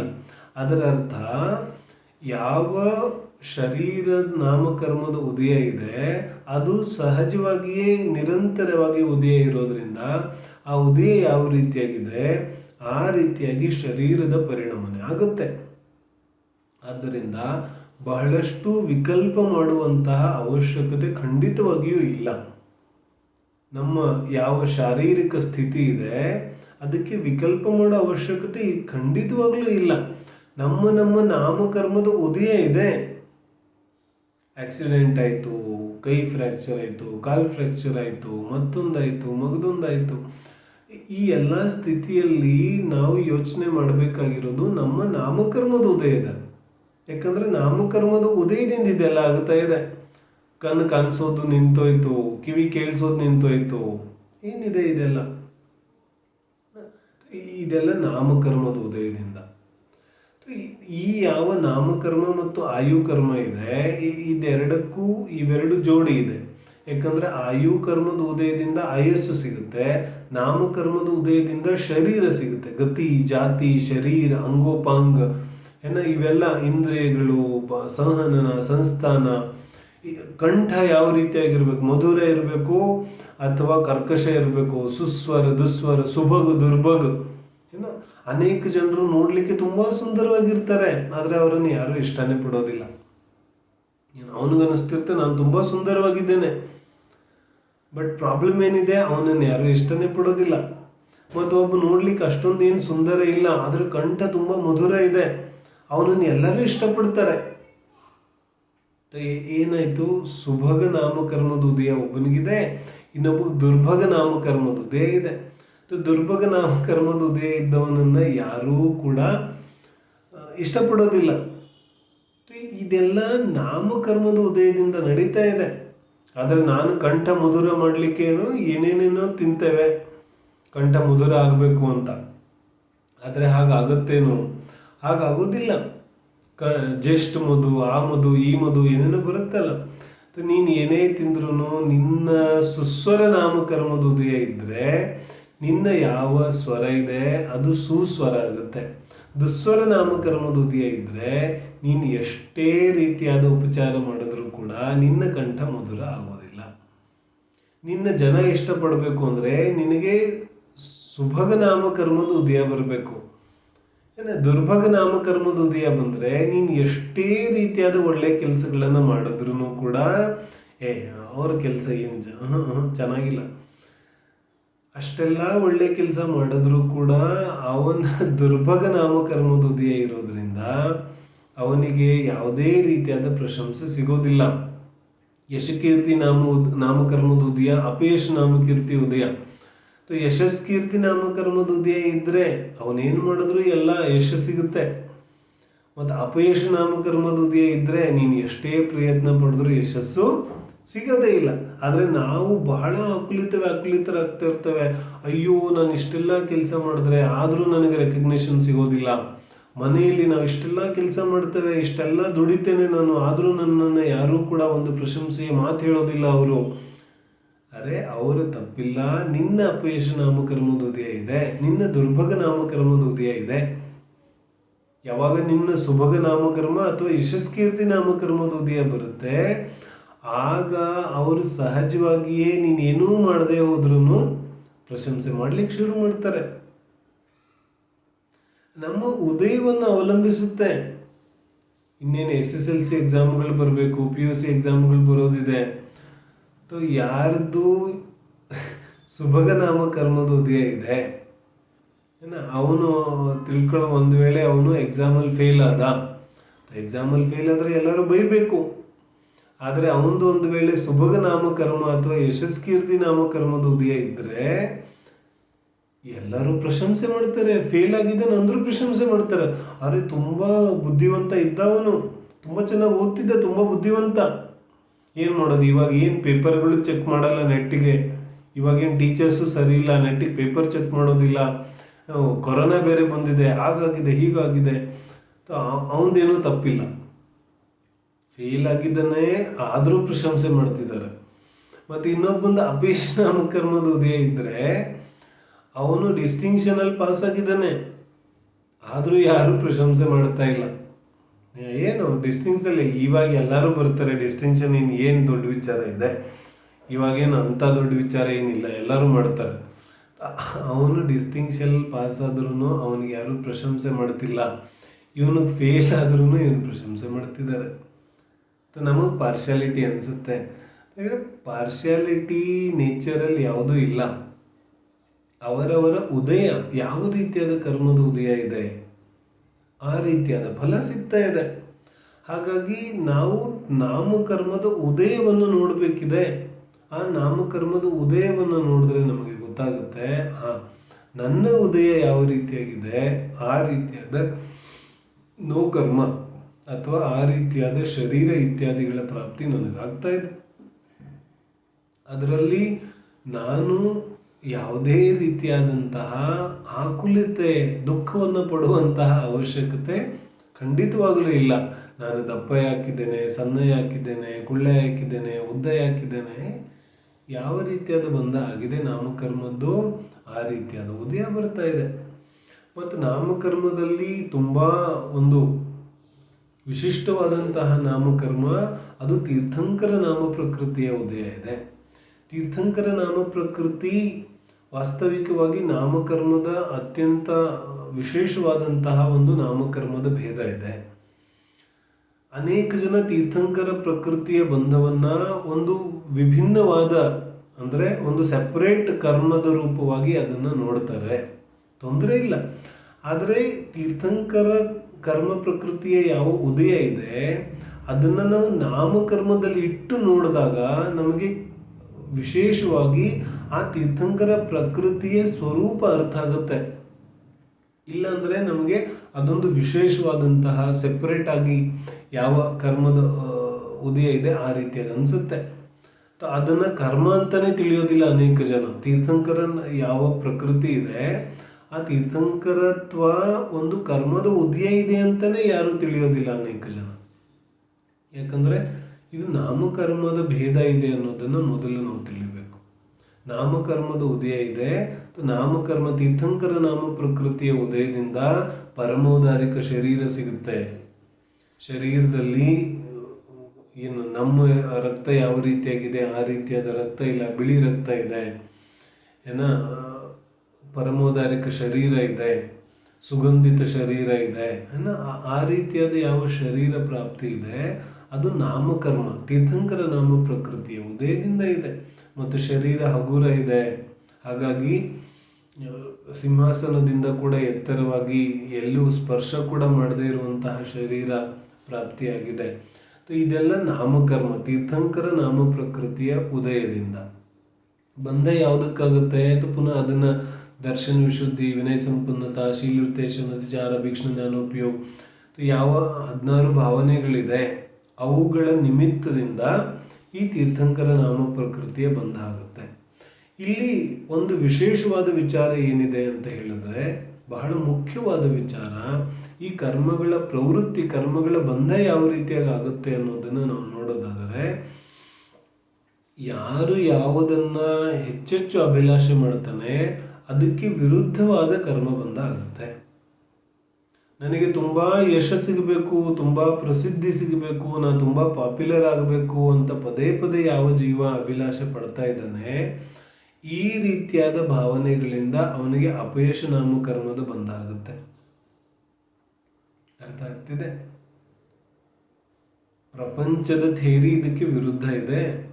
ಹಾಗಾಗಿ ಕರ್ಮ ಥೇರಿ ಅರ್ಥ ಮಾಡ್ಕೊಳ್ಳೋದು ಸ್ವಲ್ಪ ಕಷ್ಟ ಇದೆ ಜೀವಕ್ಕೆ. ಯಾಕಂದ್ರೆ ಇವನ ಬುದ್ಧಿ ಅನಾದಿ ಕಾಲದಿಂದ ಪರದ್ರವ್ಯ ಪರವಸ್ತುಗಳಲ್ಲೇ ಇದೆ. ಹಾಗಾಗಿ ಇದನ್ನು ಅರ್ಥ ಮಾಡ್ಕೊಳ್ಳೋದು ಬಹಳ ಕಷ್ಟ ಇದೆ. ಮತ್ತು ನಾನು ಯಾವಾಗ ಇದರ ಚರ್ಚೆ ಮಾಡ್ತೇನೆ ಅವಾಗ ಅನೇಕ ಜನ ನನಗೆ ಪ್ರಶ್ನೆ ಕೇಳ್ತಾರೆ, ನಮ್ಮ ಯಾವ ಸ್ವಾಧ್ಯಾಯ ಇದೆ, ಅನೇಕ ಜನ ಅರೆ ಸ್ವಲ್ಪ ಆದ್ರೂ ವ್ಯವಹಾರ ಇರಬೇಕಲ್ಲ. ಈ ವಿಚಿತ್ರ ಇದೆ, ಇದು ಏನು ವ್ಯವಹಾರಕ್ಕೆ ಇವ್ರು ಬೆಲೆನೇ ಕೊಡೋದಿಲ್ಲ. ಯಾರು ಪ್ರಶಂಸೆ ಮಾಡಬಾರ್ದು, ಯಾರು ದಾನ ಕೊಟ್ಟರೆ ಹೆಸರು ಹೇಳ್ಬಾರ್ದು, ಅನೇಕ ರೀತಿಯಾಗಿ ಜನರಿಗೆ ಪ್ರಶ್ನೆ ಉತ್ಪನ್ನ ಆಗುತ್ತೆ.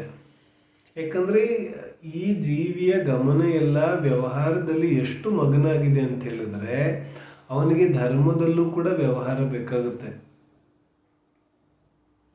ಹಾಗಾಗಿ ಧರ್ಮದಲ್ಲೂ ಕೂಡ ವ್ಯವಹಾರ ಸೇರ್ಸಕ್ಕೆ ಹೋಗ್ತಾನೆ. ಆದರೆ ಪ್ರತಿ ಸಮಯ ಕರ್ಮದ ಬಂಧ ಆಗ್ತಾ ಇದೆ. ಆ ಕರ್ಮದ ಬಂಧ ನನ್ನ ಪರ್ಮಿಷನನ್ನು ಕೇಳೋದಿಲ್ಲ ಅನ್ನೋದು ಇವನಿಗೆ ಅರ್ಥನೇ ಆಗೋದಿಲ್ಲ. ನಾನು ಏನೇ ಮಾಡಿದ್ರು ಕರ್ಮದ ಬಂಧ ಆಗ್ತಿದೆಯಲ್ಲ, ಅದನ್ನೇನು ಮಾಡೋದು? ನಾನು ಒಂದು ವೇಳೆ ನನಗೆ ಯಶ ಸಿಗಬೇಕು, ನನ್ನ ಹೆಸರಾಗಬೇಕು ಅಂತ ನಾನು ಅಭಿಲಾಷೆ ಪಡ್ತಾ ಇದ್ದೀನಿ ಅಂದರೆ ಎಲ್ಲರಿಗೊಂದು ಇದರಲ್ಲಿ ಏನು ತಪ್ಪಿದೆ. ಅರೆ ಅಪಯಶ ನಾಮಕರ್ಮದ ಬಂಧ ಆಗುತ್ತೆ. ಏನು ಹೇಳ್ತಿದ್ದಾರೆ? ನಾನು ತುಂಬ ಸುಂದರವಾಗಿ ಕಾಣಿಸ್ಬೇಕು.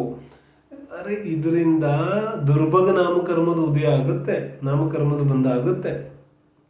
ಸನತ್ ಕುಮಾರ ಚಕ್ರವರ್ತಿ ಕಥೆ ಗೊತ್ತಿದೆ ನಮಗೆ. ಸನತ್ ಕುಮಾರ 12 ಚಕ್ರವರ್ತಿಗಳಲ್ಲಿ ಸನತ್ ಕುಮಾರ ಚಕ್ರವರ್ತಿನೋ ಒಬ್ಬ. ಅವನ ಯಾವ ಶರೀರದ ಸುಂದರತೆ ಇದೆ ಅದು ದೇವಲೋಕದಲ್ಲೂ ಕೂಡ ಪ್ರಸಿದ್ಧ ಇತ್ತು. ದೇವಲೋಕ, ದೇವತೆಗಳಲ್ಲಿ ಎಂಥ ಶರೀರಗಳಿಲ್ಲ, ವೈಕ್ರಿಯಕ ಶರೀರ ಇದೆ, ಮಹಾದಿವ್ಯ ಶರೀರ ಇದೆ. ಆದರೂ ಕೂಡ ಸನತ್ ಕುಮಾರ ಚಕ್ರವರ್ತಿಯ ಯಾವ ಶರೀರ ಇದೆ ಅದರ ಚರ್ಚೆ ದೇವಲೋಕದಲ್ಲೂ ಕೂಡ ಆಗುತ್ತಿತ್ತು. ಒಂದು ದಿನ ಆಕಾಶದಲ್ಲಿ ಇಬ್ಬರು ದೇವತೆಗಳು ಗಮನ ಮಾಡ್ಕೊಂಡು ಹೋಗುತ್ತಿದ್ರು. ಕೆಳಗಡೆ ಸನತ್ ಕುಮಾರ ಚಕ್ರವರ್ತಿಯನ್ನು ನೋಡ್ತಾರೆ. ಅವನನ್ನೇ ನೋಡಬೇಕು ಅಂತ ಕೆಳಗಡೆ ಇಳಿತಾರೆ. ಕೆಳಗಡೆ ಇಳಿದಾಗ ಸನತ್ ಕುಮಾರ ಚಕ್ರವರ್ತಿ ವ್ಯಾಯಾಮ ಮಾಡ್ತಿರ್ತಾನೆ. ಶರೀರ ಎಲ್ಲ ಮಣ್ಣು ಧೂಳುಗಳಿಂದ ಮಲಿನ ಆಗಿರುತ್ತೆ, ವ್ಯಾಯಾಮ ಮಾಡ್ತಾ ಇರ್ತಾನೆ. ಆವಾಗ ದೇವತೆಗಳು ಅವನ ಶರೀರವನ್ನು ನೋಡಿ ಸನತ್ ಕುಮಾರ ಚಕ್ರವರ್ತಿಗೆ ಹೇಳ್ತಾರೆ, ನಿಜವಾಗ್ಲೂ ನಿಮ್ಮ ಶರೀರದ ಚರ್ಚೆ ದೇವಲೋಕದಲ್ಲಿ ನಡೀತಾ ಇತ್ತು. ಯಾವ ರೀತಿಯಾಗಿ ಚರ್ಚೆ ನಡೀತಾ ಇತ್ತು, ಖಂಡಿತವಾಗಿಯೂ ನಿಮ್ಮ ಶರೀರ ಅದೇ ರೀತಿಯಾಗಿ ಅದ್ಭುತವಾದ ಶರೀರ ಇದೆ ಅಂತ ಹೇಳ್ತಾರೆ. ಚಕ್ರವರ್ತಿ ಏನು ಹೇಳ್ತಾನೆ, ಅರೆ ಇವಾಗೇನು ನೋಡ್ತೀರಾ ನೀವು, ನಾನಿನ್ನು ವ್ಯಾಯಾಮ ಮಾಡಿ ನನ್ನ ಶರೀರ ಎಲ್ಲ ಮಲಿನ ಆಗಿದೆ. ನಾನು ಸ್ನಾನ ಮಾಡಿ ಚಂದನದ ಲೇಪ ಗೀಪ ಮಾಡಿ ಯಾವಾಗ ಶೃಂಗಾರ ಮಾಡಿಕೊಂಡು ಯಾವಾಗ ಆಸನದ ಮೇಲೆ ನಿಜವಾಗಿ ಕೂರ್ತೇನೆ, ಆಗ ನೀವು ನನ್ನ ಶರೀರವನ್ನು ನೋಡಿ, ಆಗ ಯಾವ ಸುಂದರತೆ ಇದೆ ಅದನ್ನು ನೋಡಿ, ಆಗ ನನ್ನ ನಿಜವಾದ ಸುಂದರತೆ ನಿಮಗೆ ಕಾಣಿಸುತ್ತೆ ಅಂತ ಹೇಳ್ತಾನೆ. ಚಕ್ರವರ್ತಿ ಶೃಂಗಾರ ಮಾಡಿಕೊಂಡು ಲೇಪ ಗೀಪ ಮಾಡಿಕೊಂಡು ಬಂದು ಕೂತ್ಕೋತಾನೆ. ಇವಾಗ ಕೇಳ್ತಾನೆ ಈಗ ಹೆಂಗಿದ್ದೇನೆ ನಾನು? ದೇವತೆಗೆ ಏನು ಹೇಳ್ತಾರೆ, ಚಕ್ರವರ್ತಿ ಇವಾಗ ಆ ರೀತಿಯಾದ ಸುಂದರತೆ ನಮಗೆ ಕಾಣಿಸ್ತಾ ಇಲ್ಲ. ಏನಾಯ್ತು? ನಮ್ಮ ದಿವ್ಯ ಜ್ಞಾನದಲ್ಲಿ ನಿಮ್ಮ ಶರೀರದಲ್ಲಿ ಕುಷ್ಠರೋಗದ ಮೊಳಕೆಗಳು ನಮಗೆ ಕಾಣಿಸ್ತಾ ಇದೆ. ಸ್ವಲ್ಪ ಕಾಲದಲ್ಲೇ ನಿಮ್ಮ ಶರೀರದಲ್ಲಿ ಕುಷ್ಠರೋಗ ಆಗೋದಿದೆ. ಮುಂದಿನ ಕಥೆ ಬೇರೆ ಇದೆ.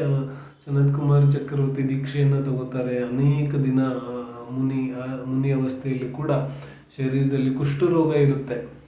ಆದರೆ ನಾವು ಹೇಳುವಂತಹ ಅಭಿಪ್ರಾಯ ನಮ್ಮ ಶರೀರದ ಮೇಲೆ ನಮ್ಮದು ಎಲ್ಲಿ ನಡೆಯುತ್ತೆ?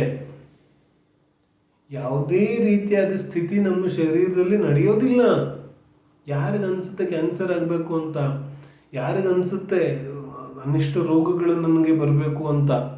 ಯಾರಿಗನ್ಸುತ್ತೆ ಕಾಲು ನೋವು ಬರ್ಬೇಕು, ಕೈ ನೋವು ಬರ್ಬೇಕು, ಬೆನ್ನು ನೋವು ಬರ್ಬೇಕು, ಅದು ಬರ್ಬೇಕು, ಇದು ಬರಬೇಕು ಅಂತ? ಆದರೆ ಇಲ್ಲ, ನಡೆಯೋದಿಲ್ಲ.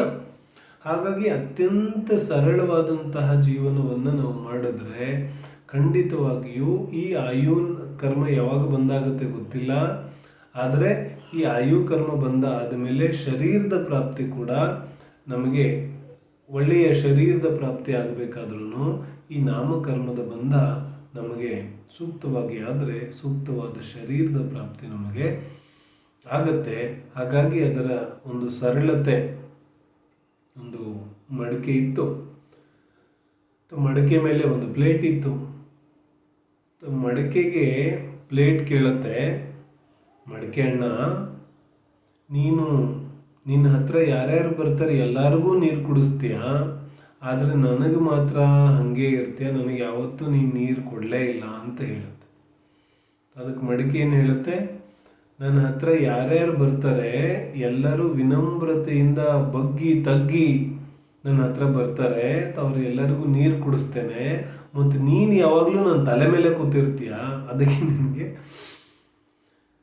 ಸರಳತೆಯ ಯಾವ ಒಂದು ವಿಧಾನ ಇದೆ, ಸ್ವಭಾವ ಮಾರ್ಧವಂಶ, ಸ್ವಾಭಾವಿಕ ಸರಳತೆ ಯಾವುದಿದೆ ಅದು ಮನುಷ್ಯಾಯು ಬಂಧಕ್ಕೆ ಕಾರಣ ಇದೆ, ಅಥವಾ ಅಧಿಕತಃ ದೇವಾಯು ಬಂಧಕ್ಕೆ ಕಾರಣ ಇದೆ. ಅಂದರೆ ಶುಭಗತಿಯ ಬಂಧ ಆಗುತ್ತೆ. ಸ್ವಾಭಾವಿಕ ಸರಳತೆ, ಬಾಯಲ್ಲಿ ಹಲ್ಲುಗಳಿದೆ, ತುಂಬ ಗಟ್ಟಿ ಇರುತ್ತೆ, ಮತ್ತು ಬಾಯಲ್ಲಿ ನಾಲಿಗೆ ಕೂಡ ಇದೆ. ಒಂದು ದಿನ ನಾಲಿಗೆದು ಮತ್ತು ಹಲ್ಲದ್ದು ಇಬ್ಬರದ್ದು ಜಗಳ ಶುರುವಾಯಿತು. ಹಲ್ಲಿಗೆ ತುಂಬ ಅಹಂಕಾರ, ನಾನು ಗಟ್ಟಿ ಇದ್ದೇನೆ, ನಾನು ಕಠೋರ ಇದ್ದೇನೆ, ನಾನು ಬೇಕಂದ್ರೆ ನಾಲಿಗೆ ನಿನ್ನನ್ನು ಹಲ್ಲಲ್ಲಿ ಕಚ್ಚಿಬಿಡ್ತೇನೆ ನಾನು. ನಾಲಿಗೆ ಹೇಳಿತು, ಜಾಸ್ತಿ ನೀನು ಅಹಂಕಾರ ಪಡಬೇಡ, ಈಗ ಒಂದೆರಡು ಮಾತಾಡಬಾರ್ದಿರೋ ಮಾತು ಆಡ್ಬಿಟ್ರೆ ಯಾರಿಗಾದ್ರೂ ನಾನು ನಿನ್ನ ಇರೋ 32 ಹಲ್ಲುಗಳೆಲ್ಲ ಉದುರೋಗತ್ತೆ ಅಂತ. ಅಂದರೆ ಯಾವ ಈ ಸರಳತೆ ಇದೆ, ಸರಳತೆ ವಾಸ್ತವಿಕವಾಗಿ ಮನುಷ್ಯಾಯು ಅಥವಾ ದೇವಾಯುವನ್ನು ನಮಗೆ ಬಂಧ ಮಾಡುತ್ತೆ. ಆದರೆ ಯಾವ ಈ ಕಠೋರತೆ ಇದೆ, ಮಾಯಾಚಾರ ಇದೆ, ಬಹು ಆರಂಭ ಬಹು ಪರಿಗ್ರಹತ್ವ ಇದೆ, ಇದೆಲ್ಲ ಅಶುಭಾಯು ಬಂಧಕ್ಕೆ ಕಾರಣ ಇದೆ. ಅದೇ ರೀತಿಯಾಗಿ ಅಶುಭ ನಾಮಕರ್ಮ, ದುರ್ಭಗ ನಾಮಕರ್ಮ, ಅಪೇಶ ಕೀರ್ತಿ ನಾಮಕರ್ಮ, ಇವುಗಳ ಬಂಧಕ್ಕೆ ಅದು ಕಾರಣ ಆಗುತ್ತೆ. ಹಾಗಾಗಿ ನಾಮಕರ್ಮವನ್ನು ಕೂಡ ನಾವು ವಿಶೇಷವಾಗಿ ತಿಳ್ಕೊಂಡು ನಮ್ಮ ಶರೀರದ ಯಾವ ಅವಸ್ಥಿತಿ ಇದೆ ಅದನ್ನು ಅಹಿಂಸಕ ಉಪಾಯಗಳಿಂದ ಮಾಡುವಂತಹ ಯಾವ ಪ್ರಯತ್ನ ಇದೆ ಅದನ್ನು ಖಂಡಿತವಾಗಿಯೂ ಬಿಟ್ಟು ಬಿಡುವಂತಹ ವಿಚಾರ ಇದೆ. ಇನ್ನು ಕೊನೆಯ ಕರ್ಮ ಅದು ಗೋತ್ರ ಕರ್ಮ ಇದೆ. ಗೋತ್ರ ಕರ್ಮದ ಒಂದು ಯಾವ ಬಂಧ ಇದೆ, ಯಾವ ಸ್ವರೂಪ ಇದೆ, ಅದೇನಂತ ಹೇಳ್ತಾರೆ? ಗೋತ್ರ ಕರ್ಮದಲ್ಲಿ 2 ಭೇದಗಳು, ಒಂದು ಉಚ್ಚ ಗೋತ್ರ, ಒಂದು ನೀಚ ಗೋತ್ರ. ಉಚ್ಚ ಗೋತ್ರ ಬಂಧಕ್ಕೆ ಕಾರಣ ಯಾವುದು? ಪರಾತ್ಮನಿಂದ ಪ್ರಶಂಸೆ ಉದ್ಭಾವನೆ ನೀಚೇರ ಗೋತ್ರಸ್ಯ. ನೀಚ ಗೋತ್ರ ಕರ್ಮದ ಬಂಧಕ್ಕೆ ಕಾರಣ ಯಾವುದಿದೆ? ಪರಾತ್ಮನಿಂದ ಪ್ರಶಂಸೆ, ಸದ್ ಅಸತ್ ಗುಣೋದ್ಭಾವನೋಚ್ಛಾದನೆ. ಅಂದರೆ ಪರ ಆತ್ಮ, ಆತ್ಮ ಅಂದರೆ ನನ್ನದು ಮತ್ತು ಪರರದು.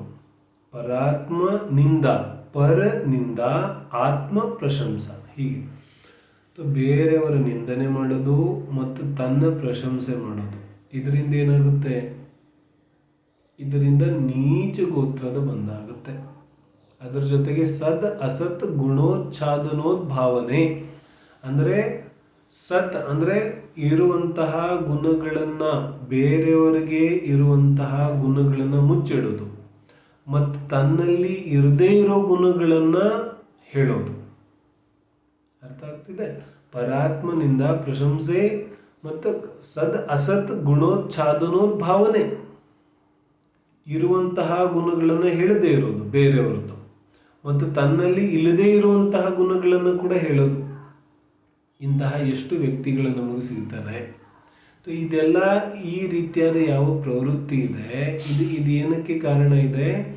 ಇದು ವಾಸ್ತವಿಕವಾಗಿ ಯಾವ ನೀಚ ಗೋತ್ರ ಇದೆ ಆ ನೀಚ ಗೋತ್ರದ ಬಂಧಕ್ಕೆ ಕಾರಣ ಇದೆ. ಮತ್ತು ಉಚ್ಚ ಗೋತ್ರಕ್ಕೆ ಏನಿದೆ? ತದ್ವಿಪರ್ಯಯೋ, ಅದರಿಂದ ಯಾವ ವಿಪರೀತ ಇದೆ ಅದೇನಿದೆ ಅದು ವಾಸ್ತವಿಕವಾಗಿ ಉಚ್ಚ ಗೋತ್ರದ ಬಂಧಕ್ಕೆ ಕಾರಣ ಇದೆ.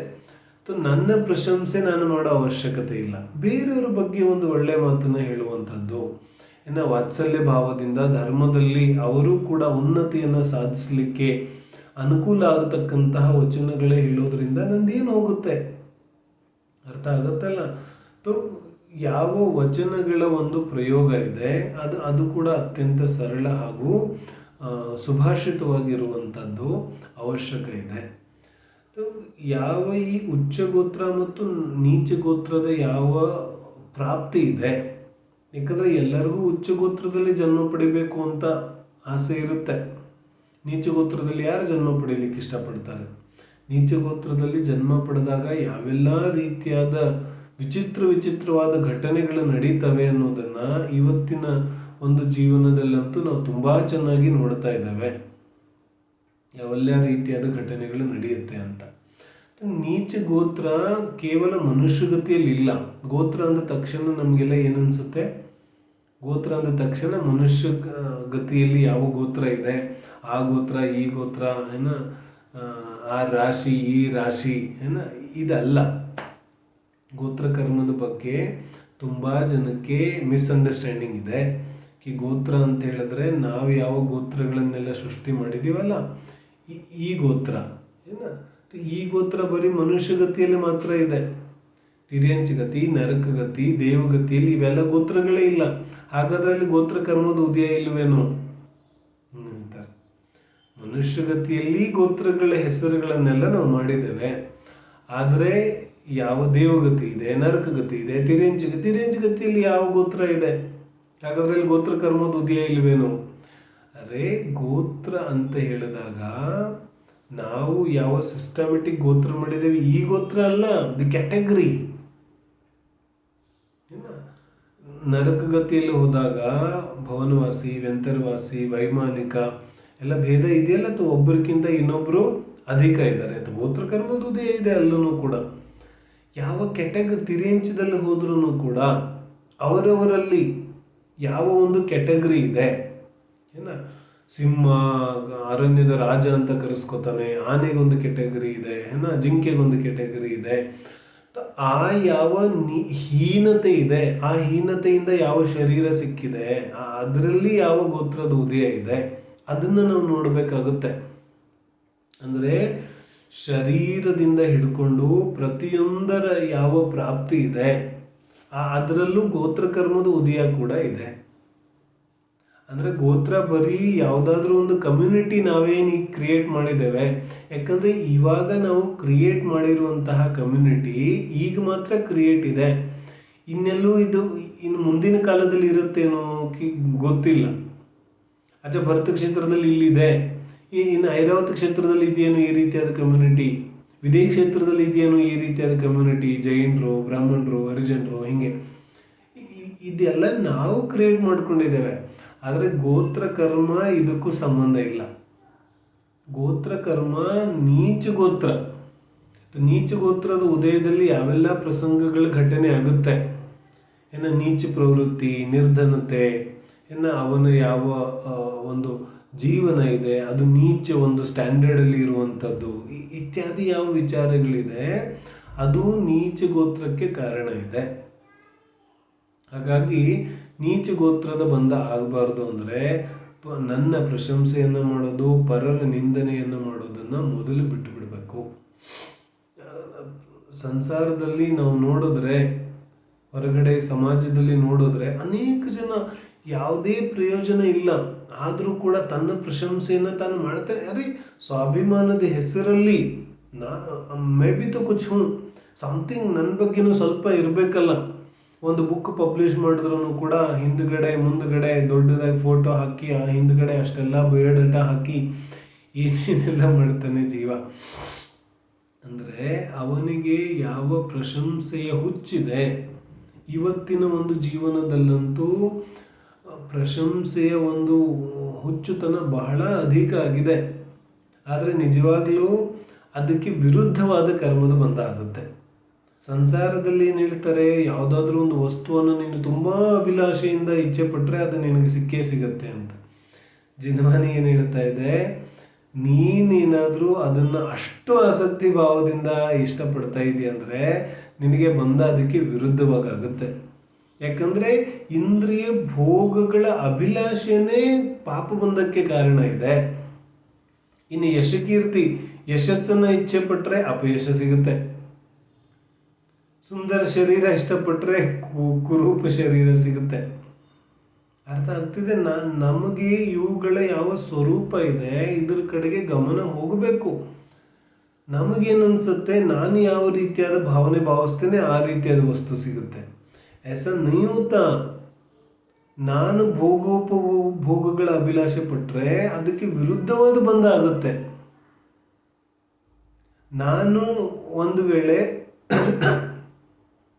ಏನು ಹೇಳ್ತಾರೆ, ಕೂದಲು ಯಾವತ್ತೂ ಬೆಳ್ಳಗಾಗಬಾರ್ದು ನಂದು ಅಂತ ಅಂದ್ಕೊಂಡ್ರೆ ಆಗಬೇಕು ಅನ್ನುವಂತಹ ಕರ್ಮಬಂಧ ಆಗುತ್ತೆ.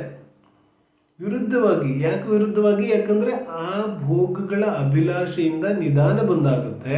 ಹಾಗಾಗಿ ವಿರುದ್ಧವಾದ ಕರ್ಮದ ಬಂಧ ಆಗೋದಿದೆ. ಆದ್ದರಿಂದ ಈ ಆಯು, ನಾಮ, ಗೋತ್ರ ಇವೇನು ಕರ್ಮಗಳಿದೆ ಇವುಗಳ ಒಂದು ಉದಯದಲ್ಲಿ ಯಾವ ರೀತಿಯಾದ ಸ್ಥಿತಿ ಉಂಟಾಗುತ್ತಾ ಇದೆ, ಆ ಉದಯದ ಫಲದಲ್ಲಿ ನಮ್ಮ ಗಮನವನ್ನು ಕೊಡದೇನೆ, ಅದನ್ನು ಸರಿಪಡಿಸುವಂತಹ ಪ್ರಯತ್ನವನ್ನು ಮಾಡದೇನೆ, ನಾವು ಅದರಲ್ಲಿ ಶ್ರದ್ಧೆಯನ್ನು ಇಟ್ಕೊಂಡು ನಮ್ಮ ಭಾವನೆಗಳನ್ನು ಸುಧಾರಿಸಿಕೊಳ್ಳೋ ಕಡೆಗೆ ಪ್ರಯತ್ನ ಕೊಡಬೇಕು. ಇಲ್ಲಾಂದ್ರೆ ನೀನು ಪ್ರಯತ್ನ ಮಾಡ್ತಾ ಇರು. ನೀನು ಎಷ್ಟು ಮೇಕಪ್ ಮಾಡ್ಕೊಂಡ್ರು ಅಷ್ಟೇನೆ, ನೀನು ಎಷ್ಟು ಎಕ್ಸಸೈಸ್ ಮಾಡಿದ್ರು ಅಷ್ಟೇನೆ, ನೀನು ಎಷ್ಟು ಏನೇನೆಲ್ಲ ತಿಂದ್ರೂ ಅಷ್ಟೇನೆ, ನೀನು ಏನು ಮಾಡಿದ್ರು ಕೂಡ ನಾಮಕರ್ಮ ಇದೆ, ಅದೆಲ್ಲವನ್ನು ನೋಡ್ಕೋತಾ ಇದೆ. ಅರ್ಥ ಆಗುತ್ತಲ್ಲ? ಹಾಗಾಗಿ ಆ ರೀತಿಯಾದ ಯಾವ ಈ ಕರ್ಮಗಳ ಸ್ವರೂಪ ಇದೆ ಇದನ್ನು ನಾವು ಸ್ಪಷ್ಟವಾಗಿ ತಿಳಿಬೇಕು. ಇಷ್ಟು 8 ಕರ್ಮಗಳ ಬಹಳ ಸಾಮಾನ್ಯವಾದ ಚರ್ಚೆಯನ್ನು ನಾವು ಮಾಡಿದ್ದೇವೆ. ಇದರ ವಿಸ್ತೃತವಾದ ಚರ್ಚೆಯನ್ನು ಅಂತೂ ನಾವು ಈಗ ಮಾಡಲಿಕ್ಕೆ ಸಾಧ್ಯ ಆಗಿಲ್ಲ. ಯಾವ ಗೊಮ್ಮಟಸಾರ ಕರ್ಮಕಾಂಡದ ಒಂದು ಆಧಾರದಿಂದ ಯಾವ ಕರ್ಮಗಳ ಸೂಕ್ಷ್ಮ ಚರ್ಚೆ ಇದೆ ಅದನ್ನು ಕೂಡ ನಾವು ಮಾಡಿಲ್ಲ. ಇಲ್ಲಿ ಬಹಳ ಒಂದು ಸ್ಥೂಲ ರೂಪವಾಗಿ ಯಾವ ಕರ್ಮದ ಉದಯ ಇದೆ ಮತ್ತು ಕರ್ಮದ ಬಂಧಕ್ಕೆ ಯಾವ ಕಾರಣಗಳಿದೆ ಅವುಗಳ ಒಂದು ಆಧಾರವನ್ನು ಇಟ್ಕೊಂಡು ನಾವು ಚರ್ಚೆಯನ್ನು ಮಾಡಿದ್ದೇವೆ. ಇಷ್ಟೆಲ್ಲ ಚರ್ಚೆಯನ್ನು ಮಾಡಿದ ನಂತರ ಯಾವ್ಯಾವ ಒಂದು ಪರಿಣಾಮಗಳಿಂದ ಯಾವ್ಯಾವ ರೀತಿಯಾದ ಕರ್ಮದ ಬಂಧ ಆಗುತ್ತೆ ಮತ್ತು ಯಾವ್ಯಾವ ಕರ್ಮದ ಬಂಧದ ಉದಯದಿಂದ ಯಾವ್ಯಾವ ರೀತಿಯಾದ ಫಲ ಸಿಗುತ್ತೆ ಅನ್ನೋದನ್ನು ನಾವು ನೋಡಿದ್ವಿ. ಮತ್ತು ಯಾವ್ಯಾವ ರೀತಿಯಾದ ಕರ್ಮ ಬಂಧ ಆಗಿದೆ ಅದು ನಿಯಮದಿಂದ ಉದಯಕ್ಕೆ ಬರುತ್ತೆ ಮತ್ತು ಉದಯಕ್ಕೆ ಬಂದು ನಿಯಮದಿಂದ ಅದು ಫಲವನ್ನು ಕೊಡುತ್ತೆ ಅನ್ನೋದನ್ನು ಕೂಡ ನಾವು ಸ್ಪಷ್ಟವಾಗಿ ತಿಳ್ಕೊಂಡ್ವಿ.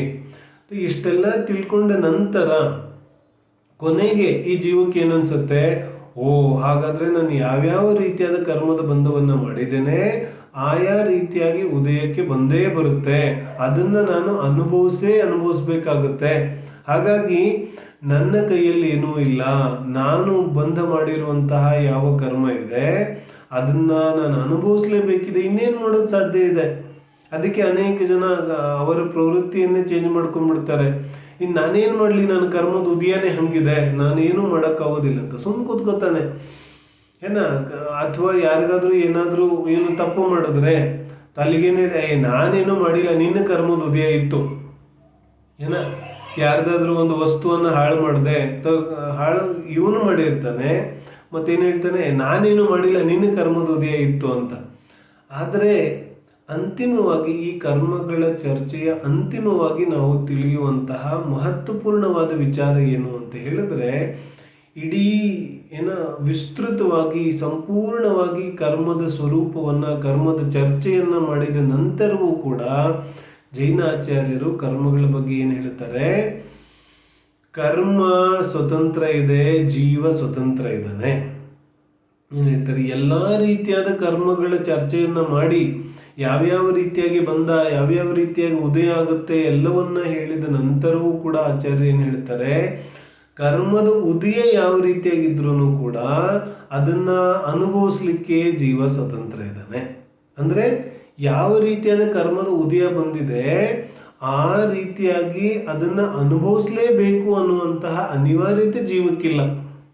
ಉದಯ ಯಾವ ರೀತಿಯಾಗಾದ್ರೂ ಇರ್ಬೋದು, ಯಾವ ರೀತಿಯಾಗಿ ಬಂದಾಗಿದೆ ಆ ರೀತಿಯಾಗಿ ಉದಯಕ್ಕೇನೋ ಬರುತ್ತೆ, ಆದ್ರೆ ಅದೇ ರೀತಿಯಾಗಿ ಅದನ್ನು ಅನುಭವಿಸ್ಬೇಕು ಅನ್ನುವಂತಹ ಅನಿವಾರ್ಯತೆ ಜೀವಕ್ಕಿಲ್ಲ ಅನ್ನೋದನ್ನ ಆಚಾರ್ಯರು ಸ್ಪಷ್ಟವಾಗಿ ಹೇಳ್ತಾರೆ. ಸಮಯ ಸಾರದ ಸರ್ವವಿಶುದ್ಧ ಜ್ಞಾನ ಅಧಿಕಾರದಲ್ಲಿ ಎಲ್ಲಾ ರೀತಿಯಾಗಿ ಹೇಳ್ತಾರೆ. ಈ ರೀತಿಯಾದ ಕರ್ಮ, ಆ ರೀತಿಯಾದ ಕರ್ಮ ಮಾಡ್ತಾನೆ ಜೀವ, ಈ ರೀತಿಯಾದ ಕರ್ಮ ಮಾಡ್ತಾನೆ, ಈ ರೀತಿಯಾದ ಕರ್ಮ ಮಾಡಿದ್ರೆ ಅವನಿಗೆ ಆ ರೀತಿಯಾದ ಫಲ ಸಿಗುತ್ತೆ, ಅದನ್ನು ಅನುಭವಿಸ್ಲೇಬೇಕು ಅನ್ನೋದನ್ನೆಲ್ಲವನ್ನ ಹೇಳ್ತಾರೆ. ಮತ್ತು ಕೊನೆಗೇನು ಹೇಳ್ತಾರೆ? ಕೊನೆಗೆ ಹೇಳ್ತಾರೆ ಜೀವ ಸಂಪೂರ್ಣವಾಗಿ ಕರ್ಮಗಳಿಂದ ಸ್ವತಂತ್ರ ಇದ್ದಾನೆ. ಯಾವ ಕರ್ಮವೂ ಕೂಡ ಜೀವಕ್ಕೇನೂ ಮಾಡಲಿಕ್ಕೆ ಸಾಧ್ಯ ಇಲ್ಲ. ಎಷ್ಟು ಅಂದ್ರೆ ವಿರುದ್ಧವಾದ ವಿಚಾರಗಳನ್ನು ಹೇಳ್ತಾರೆ. ಇಷ್ಟೆಲ್ಲ ನಾವು 8 ದಿನಗಳಿಂದ ಚರ್ಚೆ ಮಾಡಿದೀವಲ್ಲ, ಕೊನೆಗೆ ಆಚಾರ್ಯ ಏನ್ ಹೇಳ್ತಾರೆ? ಈ ಎಲ್ಲಾ ಕರ್ಮಗಳು ಸೇರಿ ಕೂಡ ಒಂದು ಜೀವದ್ರವ್ಯವನ್ನ ಬಾಧ್ಯವಾಗಿ ಫೋರ್ಸ್ಫುಲಿ ಅವನಿಗೆ ಯಾವುದೇ ರೀತಿಯಾದ ದುಃಖವನ್ನ ಕೊಡ್ಲಿಕ್ಕೆ ಸಾಧ್ಯ ಇಲ್ಲ. ಅರ್ಥ ಆಗತ್ತಲ್ಲ? ಅಂದ್ರೆ ಒಬ್ಬ ಜೀವ ಇದ್ದಾನೆ, ಪ್ರತಿ ಸಮಯ ಯಾವ ಕರ್ಮಗಳ ಬಂಧ ಆಗುತ್ತಾ ಇದೆ ಅದರ ಚರ್ಚೆ ಎಲ್ಲ ನಾವು ಮಾಡಿಲ್ಲ. ಸಾಮಾನ್ಯವಾಗಿ ನಾವು ಹೇಳೋದಾದ್ರೆ ಪ್ರತಿ ಸಮಯ ಪ್ರಬದ್ಧ ಅನಂತ ಕರ್ಮಗಳ ಬಂಧ ಆಗುತ್ತಾ ಇದೆ, ಮತ್ತೆ ಪ್ರತಿ ಸಮಯ ಅನಂತ ಕರ್ಮಗಳ ನಿರ್ಜರೆ ಆಗುತ್ತಾ ಇದೆ. ಒಂದು ಜೀವದ್ರವ್ಯ ಇದ್ದಾನೆ, ಇವನನ್ನ ಅನಂತ ಕರ್ಮಗಳು ಸೇರಿ ಬಂಧ ಮಾಡ್ತಾ ಇವೆ, ಆದ್ರೂ ಕೂಡ ಬಂಧಿಸಿಡ್ಲಿಕ್ಕೆ ಸಾಧ್ಯ ಆಗುತ್ತಾ ಇಲ್ಲ. ಪ್ರಪಂಚದಲ್ಲಿ ಒಬ್ಬ ವ್ಯಕ್ತಿ ಇದ್ದಾನೆ, ಅವನನ್ನು ಹೊಡಿಲಿಕ್ಕೆ 10 ಜನ ಬಂದಿದ್ದಾರೆ, ಮತ್ತೆ 10 ಜನನ ಹತ್ರನೂ ಅವನು ತಪ್ಪಿಸ್ಕೊಂಡು ಬಚಾವ್ ಮಾಡ್ಕೊಂಡು ಹೊರಟೋಗ್ತಾನೆ. ಹಾಗಾದ್ರೆ ಯಾರು ಶಕ್ತಿಶಾಲಿ? ಆ 10 ಜನನೋ ಅಥವಾ ಇವನು ಒಬ್ಬ ವ್ಯಕ್ತಿನೋ? ಮತ್ತು ಒಬ್ಬ ವ್ಯಕ್ತಿನ ಹೊಡಿಲಿಕ್ಕೆ 100 ಜನ ಬರ್ತಾರೆ, ಆವಾಗ್ಲೂ ಅವನು ತಪ್ಪಿಸ್ಕೊಂಡು ಹೋಗ್ತಾನೆ. ಹಾಗಾದ್ರೆ ಯಾರು ಬಲಶಾಲಿ? ಇಲ್ಲಿ 10 ಜನ ಅಲ್ಲ, 100 ಜನ ಅಲ್ಲ, 1000 ಜನ ಅಲ್ಲ, ಲಕ್ಷ ಅಲ್ಲ, ಕೋಟಿ ಅಲ್ಲ, ಅನಂತ ಕರ್ಮಗಳು ಸೇರಿ ಒಂದು ಜೀವದ್ರವ್ಯವನ್ನ ಬಂಧಿಸ್ಲಿಕ್ಕೆ ಪ್ರಯತ್ನ ಪಡ್ತಾ ಇದ್ದಾವೆ. ಆದ್ರೂ ಕೂಡ ಜೀವ ಯಾವತ್ತೂ ಬಂಧನಕ್ಕೆ ಒಳಪಡೋದಿಲ್ಲ. ಬಂಧನಕ್ಕೆ ಒಳಪಡೋದಿಲ್ಲ ಅಂದ್ರೆ ಅವನ್ ಯಾವತ್ತೂ ತನ್ನ ಸ್ವಭಾವವನ್ನ ಬಿಟ್ಕೊಡೋದಿಲ್ಲ. ಜೀವ ಅನಾದಿ ಕಾಲದಿಂದ ಜೀವನ ಇದ್ದಾನೆ, ಅವನ್ ಯಾವತ್ತೂ ಕರ್ಮ ಆಗ್ಲೇ ಇಲ್ಲ. ಜೀವನ ಇದ್ದಾನೆ, ಅವನ್ ಯಾವತ್ತೂ ಮನುಷ್ಯ ಆಗ್ಲೇ ಇಲ್ಲ, ತಿರ್ಯಂಚ ಆಗ್ಲೇ ಇಲ್ಲ, ನಾರಕಿ ಆಗ್ಲೇ ಇಲ್ಲ, ದೇವ ಆಗ್ಲೇ ಇಲ್ಲ. ಒಂದು ಸ್ವಲ್ಪ ಕಾಲ ಮನುಷ್ಯ ಆಗಿರುವಂತೆ ಕಾಣಿಸ್ತಾನೆ, ಆದ್ರೆ ತಾತ್ಕಾಲಿಕವಾಗಿ ಕಾಣಿಸುತ್ತೆ, ಆದ್ರೆ ಅವನು ತನ್ನ ಸ್ವರೂಪವನ್ನ ಬಿಡೋದೇ ಇಲ್ಲ. ಅಂದ್ರೆ ಜೀವ ತನ್ನ ಸ್ವರೂಪವನ್ನ ಹಿಡಿದಿಟ್ಕೊಳ್ಳಿಕ್ಕೆ, ಜೀವ ಆ ಕರ್ಮದ ಫಲವನ್ನ ಅನುಭವಿಸ್ಲಿಕ್ಕೆ ಅವನು ಸ್ವತಂತ್ರನೇ ಇದ್ದಾನೆ. ಕರ್ಮದ ಉದಯ ಅನಿವಾರ್ಯ ಇದೆ, ಆದ್ರೆ ಕರ್ಮದ ಭೋಗ ಅನಿವಾರ್ಯ ಇಲ್ಲ. ಎರಡು ವಿಚಾರಗಳು ತುಂಬಾ ಭಿನ್ನ ಇವೆ. ಈ ಎರಡು ವಿಚಾರಗಳನ್ನ ನಾವು ಸ್ಪಷ್ಟವಾಗಿ ತಿಳ್ಕೊಳ್ಳೋ ಅವಶ್ಯಕತೆ ಇದೆ. ಕರ್ಮದ ಯಾವ ಉದಯ ಇದೆ ಅದು ಸಂಪೂರ್ಣವಾಗಿ ಭಿನ್ನ ಇದೆ. ಆ ಕರ್ಮದ ಉದಯ ಅನಿವಾರ್ಯ ಇದೆ, ಆದ್ರೆ ಯಾವ ಕರ್ಮದ ಭೋಗ ಇದೆ ಆ ಕರ್ಮದ ಭೋಗ ಅನಿವಾರ್ಯ ಇಲ್ಲ. ನಾವು ನೋಡ್ತೇವೆ ಎಷ್ಟು ಉಪಸರ್ಗಗಳಾಗುತ್ತೆ, ಏನಾಗುತ್ತೆ, ಅದನ್ನೆಲ್ಲ ನೋಡಿದಾಗ ನಮ್ಗೆ ಏನನ್ಸುತ್ತೆ, ಕರ್ಮದ ಭೋಗ ಅನಿವಾರ್ಯ ಇದೆ. ಪಾರ್ಶ್ವನಾಥ ಸ್ವಾಮಿಗೂ ಕರ್ಮದ ಉದಯವನ್ನು ಭೋಗಿಸ್ಬೇಕಾಯ್ತು ಅಂತ. ಆದ್ರೆ ಕರ್ಮದ ಉದಯ ಭೋಗಿಸ್ಬೇಕಾಗ್ಲಿಲ್ಲ, ಕರ್ಮದ ಉದಯ ಅನಿವಾರ್ಯ ಇದೆ ಪಾರ್ಶ್ವನಾಥ ಸ್ವಾಮಿಗೂ, ಆದ್ರೆ ಕರ್ಮದ ಭೋಗ ಅನಿವಾರ್ಯ ಇಲ್ಲ. ಅವರೆಲ್ಲಿ ಭೋಗ ಮಾಡಿದ್ರು? ಭೋಗ ಮಾಡಿದ್ರೆ ಮುಂದಿನ ಸಮಯದಲ್ಲಿ ಕೇವಲ ಜ್ಞಾನದ ಪ್ರಾಪ್ತಿ ಆಗ್ತಿರ್ಲಿಲ್ಲ. ಮುಂದಿನ ಸಮಯದಲ್ಲಿ ಅವರಿಗೆ ಅರ್ಹಂತವಸ್ಥೆ ಪ್ರಕಟ ಆಗ್ತಾ ಇರಲಿಲ್ಲ. ಅರ್ಹಂತವಸ್ಥೆ ಪ್ರಕಟ ಆಗ್ತಾ ಇದೆ, ಅದೇನನ್ನು ತೋರಿಸ್ತಾ ಇದೆ, ಅವರು ಆ ಕರ್ಮದ ಉದಯವನ್ನ ಅನುಭವಿಸ್ಲಿಲ್ಲ. ಮತ್ತೇನ್ ಮಾಡಿದ್ರು? ಕರ್ಮದ ಉದಯ ಬಂದು ಹೊರಟೋಯ್ತು, ಉದಯ ಬಂದು ಹೊರಟೋಗ್ಬಿಡ್ತು. ಅವರು ಯಾವುದೇ ರೀತಿಯಾಗಿ ಅದರ ಫಲವನ್ನ ಅನುಭವಿಸ್ಲಿಲ್ಲ. ಹಾಗಾಗಿ ಇಷ್ಟೆಲ್ಲ ಕರ್ಮಗಳ ಬಂಧ ಮತ್ತು ಕರ್ಮಗಳ ಉದಯ ಎರಡರ ಸ್ವರೂಪವನ್ನು ತಿಳ್ಕೊಂಡ ನಂತರವೂ ಕೂಡ ನಾವು ದೃಢ ಶ್ರದ್ಧೆಯನ್ನ ಮಾಡೋದಿದೆ. ಯಾವ ಸಮಯದಲ್ಲಿ ನಾನು ನಿರ್ಣಯ ಮಾಡ್ತೇನೆ ನಾನು ಈ ಬಂದಿರುವಂತಹ ಕರ್ಮದ ಉದಯವನ್ನ ಭೋಗಿಸೋದಿಲ್ಲ ಅಂತ ಯಾವಾಗ ಜೀವ ನಿರ್ಣಯ ಮಾಡ್ತಾನೆ, ಅದೇ ಸಮಯದಲ್ಲಿ ಆ ಕರ್ಮ ಉದಯಕ್ಕೆ ಬಂದು ಹೊರಟೋಗುತ್ತೆ. ಜೀವಕ್ಕೆ ಯಾವುದೇ ರೀತಿಯಾದ ಫಲವನ್ನು ಕೊಡದೆ ಮತ್ತು ಮುಂದಿನ ನವೀನ ಕರ್ಮದ ಬಂಧಕ್ಕೆ ಕಾರಣ ಆಗದೇನೆ ಅದು ನಿರ್ಜರಿಯಾಗಿ ಹೊರಟೋಗುತ್ತೆ ಅನ್ನೋದು ಈ ಕರ್ಮದ ಸ್ವರೂಪ ಇದೆ. ಈ ರೀತಿಯಾಗಿ 8 ಕರ್ಮಗಳ ಸಾಮಾನ್ಯ ಚರ್ಚೆಯನ್ನು ನಾವು ತತ್ವಾರ್ಥ ಸೂತ್ರದ 6ನೇ ಅಧ್ಯಾಯದಿಂದ ಆಧಾರದಿಂದ ಚರ್ಚೆಯನ್ನು ಮಾಡಿದ್ದೇವೆ. ವಿಶೇಷವಾಗಿ ಈ 6ನೇ ಅಧ್ಯಾಯವನ್ನು ಎಲ್ಲರೂ ಸ್ವಾಧ್ಯಾಯವನ್ನು ಮಾಡಿ ಅದನ್ನು ಅರಿತುಕೊಂಡು ಅದರ ವಿಶೇಷವಾದ ಒಂದು ಯಾವ ಅರಿಕೆ ಇದೆ ಅದನ್ನು ಮಾಡಿಕೊಂಡ್ರೆ ಖಂಡಿತವಾಗಿಯೂ ನಮ್ಮ ಜೀವನ ಬದಲಾಗುತ್ತೆ. ಆ ರೀತಿಯಾದ ಜೀವನ ಬದಲಾಗಲಿ, ನಮ್ಮ ಜೀವನದಲ್ಲಿ ಕರ್ಮಗಳ ಅರಿವು ಬರಲಿ, ಆ ಮೂಲಕ ಜಿನ್ವಾನಿಯ ಮತ್ತಷ್ಟು ಸ್ವಾಧ್ಯಾಯದ ಮೂಲಕ ನಮ್ಮ ಆತ್ಮಸ್ವರೂಪವನ್ನು ನಾವು ತಿಳಿಯುವಂಥವರಾಗಲಿ ಅನ್ನೋ ಭಾವನೆಯಿಂದ ನಮ್ಮ ಈ ಒಂದು ಅಷ್ಟಾನಿಕ ಪರ್ವದ ನಿಮಿತ್ತವಾಗಿ ನಡೀತಾ ಇರುವಂತಹ ಕರ್ಮದ ಸ್ವರೂಪದ ಚರ್ಚೆಯನ್ನು ನಾವು ಇಲ್ಲಿ ವಿರಾಮ ಮಾಡೋದಿದೆ. ಯಾರಿಗಾದರೂ ಮತ್ತಷ್ಟು ಪ್ರಶ್ನೆಗಳಿದ್ದರೆ ನಮ್ಮ ದೈನಂದಿನ ಸ್ವಾಧ್ಯಾಯದಲ್ಲಿ ಭಾಗವಹಿಸಿ ಅಲ್ಲಿ ಪ್ರಶ್ನೆಗಳ ನಿವಾರಣೆಯನ್ನು ಮಾಡ್ಕೋಬೋದು. ಇಷ್ಟು ದಿನಗಳ ಕಾಲ ನಮ್ಮ ಮೈಸೂರಿನ ದಿಗಂಬರ ಜೈನ ಸಮಾಜ ಮತ್ತು ಪದ್ಮಶ್ರೀ ಮಹಿಳಾ ಸಮಾಜದ ಒಂದು ಸಂಯುಕ್ತ ಆಶ್ರಯದಲ್ಲಿ ನಡೆದುಕೊಂಡು ಬಂದಿರುವಂತಹ ಈ ಒಂದು ಅತ್ಯಂತ ವಿಶೇಷವಾದಂತಹ ಅಷ್ಟಾನಿಕ ಮತ್ತು ದಶಲಕ್ಷಣ ಮಹಾಪರ್ವಗಳಲ್ಲಿ ನಡೆದುಕೊಂಡು ಬಂದಿರುವಂತಹ ಯಾವ ವ್ಯಾಖ್ಯಾನ ಮಾಲೆ ಇದೆ ಆ ಒಂದು ನಿಮಿತ್ತವಾಗಿ ಈ 8 ದಿನಗಳ ಕಾಲ ನಮ್ಮ ಒಂದು ಸ್ವಾಧ್ಯಾಯಕ್ಕೆ ಅವಕಾಶ ಕೊಟ್ಟಿರುವಂತಹ ಎರಡೂ ಸಮಾಜಗಳಿಗೆ ಹೃತ್ಪೂರ್ವಕವಾದ ವಂದನೆಗಳನ್ನು ತಿಳಿಸ್ತಾ ನಮ್ಮ ಈ ಸ್ವಾಧ್ಯಾಯವನ್ನು ಇಲ್ಲಿಗೆ ವಿರಾಮ ಮಾಡೋದಿದೆ. ಮುಂದಿನ ಒಂದು ಸ್ವಾಧ್ಯಾಯದಲ್ಲಿ ಮತ್ತಷ್ಟು ಯಾವಾಗ ಸಮಯ ಸಿಗುತ್ತೆ ಇದರ ಬಗ್ಗೆ ಚರ್ಚೆಯನ್ನು ನಾವು ಮಾಡಬಹುದಿದೆ. ಹಾಗಾಗಿ ಎಲ್ಲರಿಗೂ ಕೂಡ ವಂದನೆಗಳನ್ನು ತಿಳಿಸ್ತಾ ನಮ್ಮ ಈ ಸ್ವಾಧ್ಯಾಯವನ್ನು ಇಲ್ಲಿಗೆ